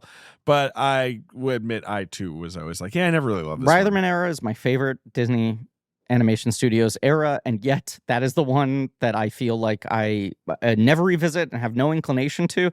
I remember being at a young age where I'd started learning about how stories work, Yeah. and my parents explained to me what morals were, especially when you're watching children's entertainment. Most movies try to give you a told this story lesson. before, but it's a really good story. And my older cousin walked in on me watching the Aristocats, and I got to the end, and I looked at him, I was like befuddled, and I was like, so what's the moral of this story? And he went, I don't know, everyone wants to be a cat? You nailed it. Which is just the song they're singing at the end, where he was like, my disaffected, older, like fucking 20-year-old cousin was like, I don't know, everybody wants to be a cat? I don't think this movie's about anything. 101 Dalmatians, Sword in the Stone, Jungle Book. I feel like Robin Hood. Those are the peaks those are the ones of the ride. Those are the ones. Right. Yeah. Number 5 of the box office is a giant action hit. First in a long-running series. Talk about crush-worthy animated characters. That Robin Hood Fox, everyone goes hot for You might him. be surprised to hear that Maid Marian Fox and Robin Hood was what I cited to my girlfriend. Jesus, conk, those are some hot foxes. Is it Predator? No. What was it again? Is it action film? Lethal Weapon? Yes. There we go. Lethal Weapon. Richard Donner's Lethal Weapon. You've also got Platoon, still in the top 10. From winning Best Picture the year before. Best Picture the year before. You've got a little film called Raising Arizona. You got Barry Levinson's Tin Men, which is fun. Amanda Knox's dad's favorite movie. It's a runner on Big Pictures. They're doing their 25 for 25, where he keeps saying, where have you ranked Tin Men? And she keeps having to tell her dad. Sorry, you said Amanda Knox. You meant Amanda Dobbins. Amanda Knox, of course, is the woman who was accused of murdering someone. I'm in so Italy. sorry. In a group text. I was like, Amanda Knox is dead. I was also, it's like I swang at a ball that was all the way over there. So sorry. In a group text containing Sean Fennessy, we were all joking about the fact that her middle name is Knox. And and her son is named Knox for this reason. Yes. But you're like Amanda Knox's dad's favorite movie. And I'm I was sorry. Like, huh. But also, maybe it is. We'll have to check. The bit on Tin Big Men. Picture is he keeps going, where are you going to rank Tin Men? And she goes, nowhere. And also it came out in the 80s. Right. The assignment is movies since 2000. Where are you going to rank Tin Men?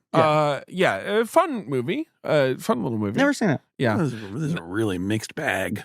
Yeah, to be honest with you. No wonder Charles and I went to see Raising Arizona. I wouldn't have seen any of these movies. Evil Dead 2. Lethal Weapon, not so good for you. Never saw it.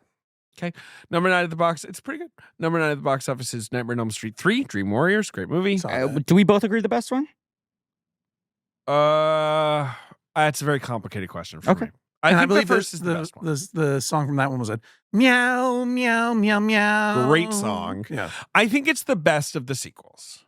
I think the first one has kind of crazy magic to it and is actually scary. I enjoy all other Freddy movies, but none of them are scary. Yeah. The first one is scary. Yeah. Like it's really disturbing, and the way he films the dreams are so cool. Yeah.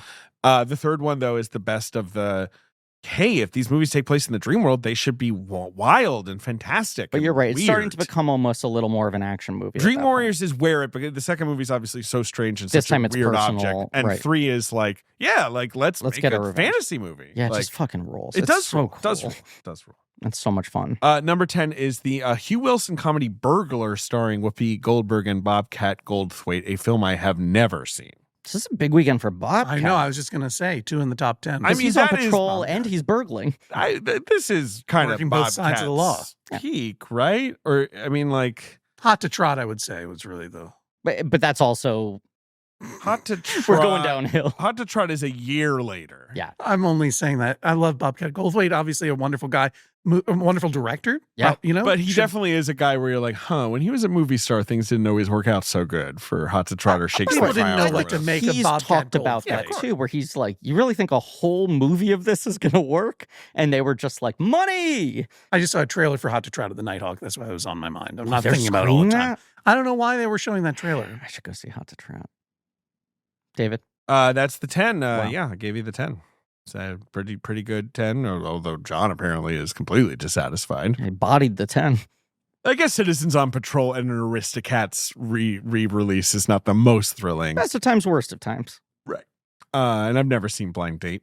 No. This film obviously was a big hit and well received, but we have, as we discussed, some critics still looking askance at the Coens for being a little slick and a little possibly patronizing, although I don't think they are. Here's my complaint about the Coens. Are they too good at making movies? Well, basically, is that's what what a lot it of is. those That is what a reviews lot read of like. Coen reviews boil down to. It's a little suspicious. Honestly, even post-success. Yes. Like, once they're deep in their success, sometimes people are like, can they stop being so impressive? Yeah. Like, I want to actually watch the movie. And I'm like, why don't you just watch the movie? What are they up to making perfect movies? There are some perfectly executed movies, beyond perfectly executed, sort of like mind-bogglingly well made and acted, that I can't.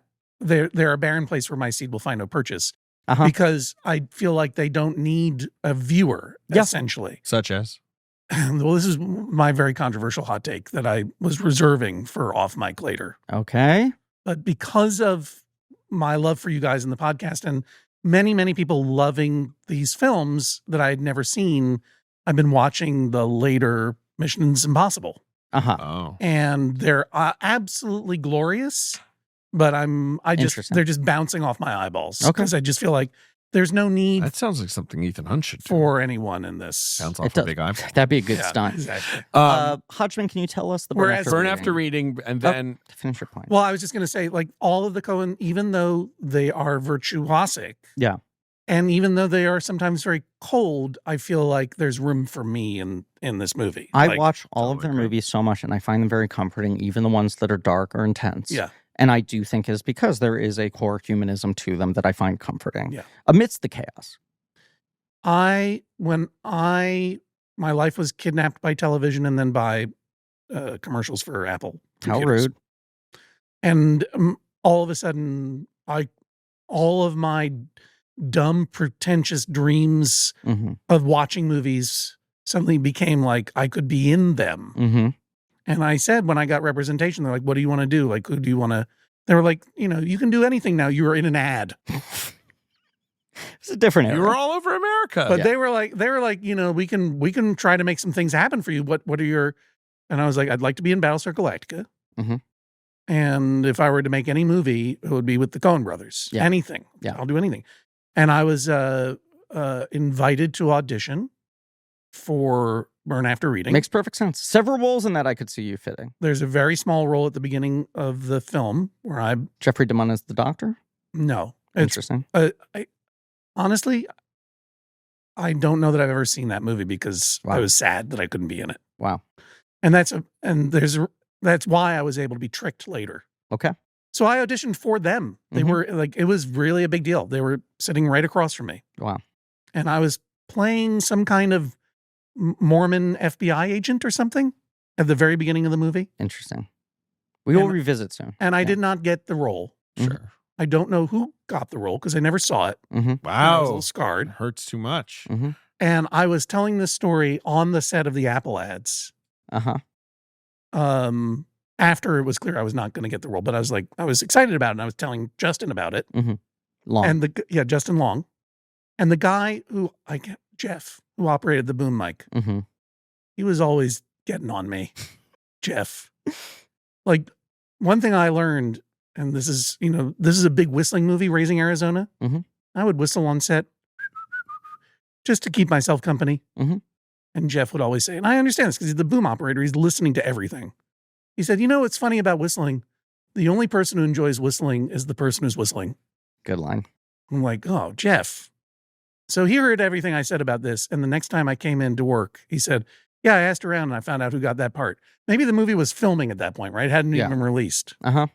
Because I had previously told a story about this actor Mhm. running into this or seeing this actor in an airport. Mm-hmm. So Jeff was putting things together, a counter narrative. Uh-huh.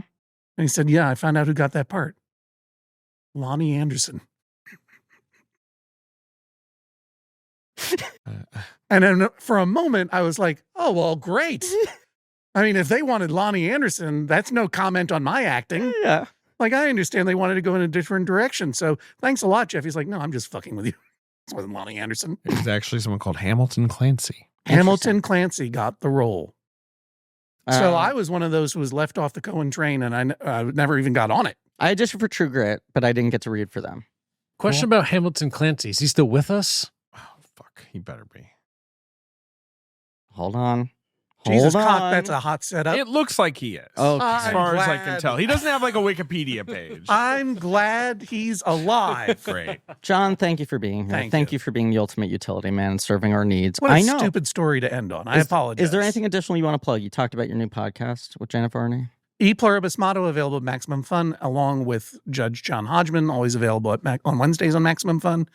Dicktown is still available on Hulu. David Reese, a friend of the show, We love and him so I are much. working on a new secret project, but I can't say anything about it because Hell yeah. maybe nothing will ever happen. James Bond.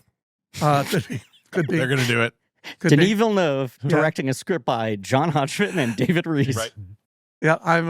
Reese is going to play Bond and John will be the villain. No, I'm a fresh new take on Moneypenny. Yeah, oh yeah. Right. Yeah, exactly. Vacation Land and Medallion says out in whatever. Hodgman.substack.com if you want to listen to me read aloud from Moby Dick. That's something that's happening. Hodgman.substack.com. Whatever you can find. If you go to there and you subscribe, it's free and you'll find out about all the dumb stuff I'm doing. If you want. And that's a good place Everyone to find out should about it. want. Ben has asked to do the end as always. As I wind this show down, Ben, I want to hand you something. It will have been a couple months past by the time this episode comes out, but Ben recently celebrated a milestone birthday. Oh, yes, that's right. Happy and birthday, I commissioned Ben. a present for him from friend of the podcast, Kellen Jett. Worked on the Ninja Turtle Mutant Mayhem movie and Spider-Verse and did a piece for our art show. Oh. And when we had the art show opening in March, he said, you know what I thought would be kind of a good idea for a painting? And I said, can you please do this for Ben's birthday? And Ben is now getting a scissors, He's pair of opening it. scissors. I to think open Ben it. will immediately be able to identify what he has done. But I want to just shout out Kellen Jett for having this notion, seeing it through. Sorry, it's well packaged. Yeah, Well, that's no. to his credit. It's to his credit. He And didn't when want you're the art to editing, get make sure to damaged. keep in all the awkward silence. Yeah. Yeah. Very Maybe mix in a little bit of David's cup of ice as well good. to cover the cut time. my story out about auditions or whatever. Keep it in. Do it like 6 times.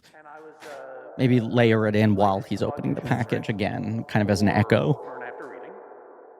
There's a very small role at the beginning of the film. When I went into the audition, I wore a suit. Mm. And because I thought that's what you did. And I can't remember what Joel or Ethan said. No, you dressed Wow. up for the audition. Yeah. Oh my fucking god. Oh, here we are. All right. So number one, we have He included some bonus sketches, I think Oh, some okay. test sketches so to land on the final product. it is I pictured as the young man who I believe kind of opens Gummo. Mhm. It's the rabbit ear wearing young man. It is Wow. a painting of Ben Was a as painting of me the kid from Gummo. sitting on a highway overpass smoking a cig. Wow, this is a really cherished thing. This is awesome. That's Thank very you. beautiful. Wow. Happy birthday. Thank you. Glad you're alive. Thank you all for listening. I Please appreciate remember that. to rate, review, and subscribe. Tune in next week for Miller's Crossing. Absolutely. Another movie that I love. Pretty good one. Ben, anything you want to say to end the episode? Oh yeah. And as always, fuck Fuck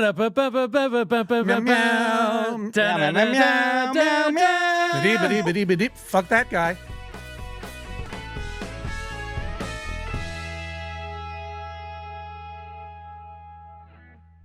Blank Check with Griffin and David is hosted by Griffin Newman and David Sims. Our executive producer is me, Ben Hosley. Our creative producer is Marie Barty Salinas, and our associate producer is AJ McKeon. This show is mixed and edited by AJ McKeon and Alan Smithy. Research by JJ Birch. Our theme song is by Lane Montgomery and the Great American Novel, with additional music by Alex Mitchell. Artwork by Joe Bowen, Ollie Moss, and Pat Reynolds. Our production assistant is Minnick. Special thanks to David Cho, Jordan Fish, and Nate Patterson for their production help. Head over to blankcheckpod.com for links to all of the real nerdy shit. Join our Patreon, Blank Check Special Features, for exclusive franchise commentaries and bonus episodes. Follow us on social at Blank Check Pod. Subscribe to our weekly newsletter, Checkbook, on Substack. This podcast is created and produced by Blank Check Productions.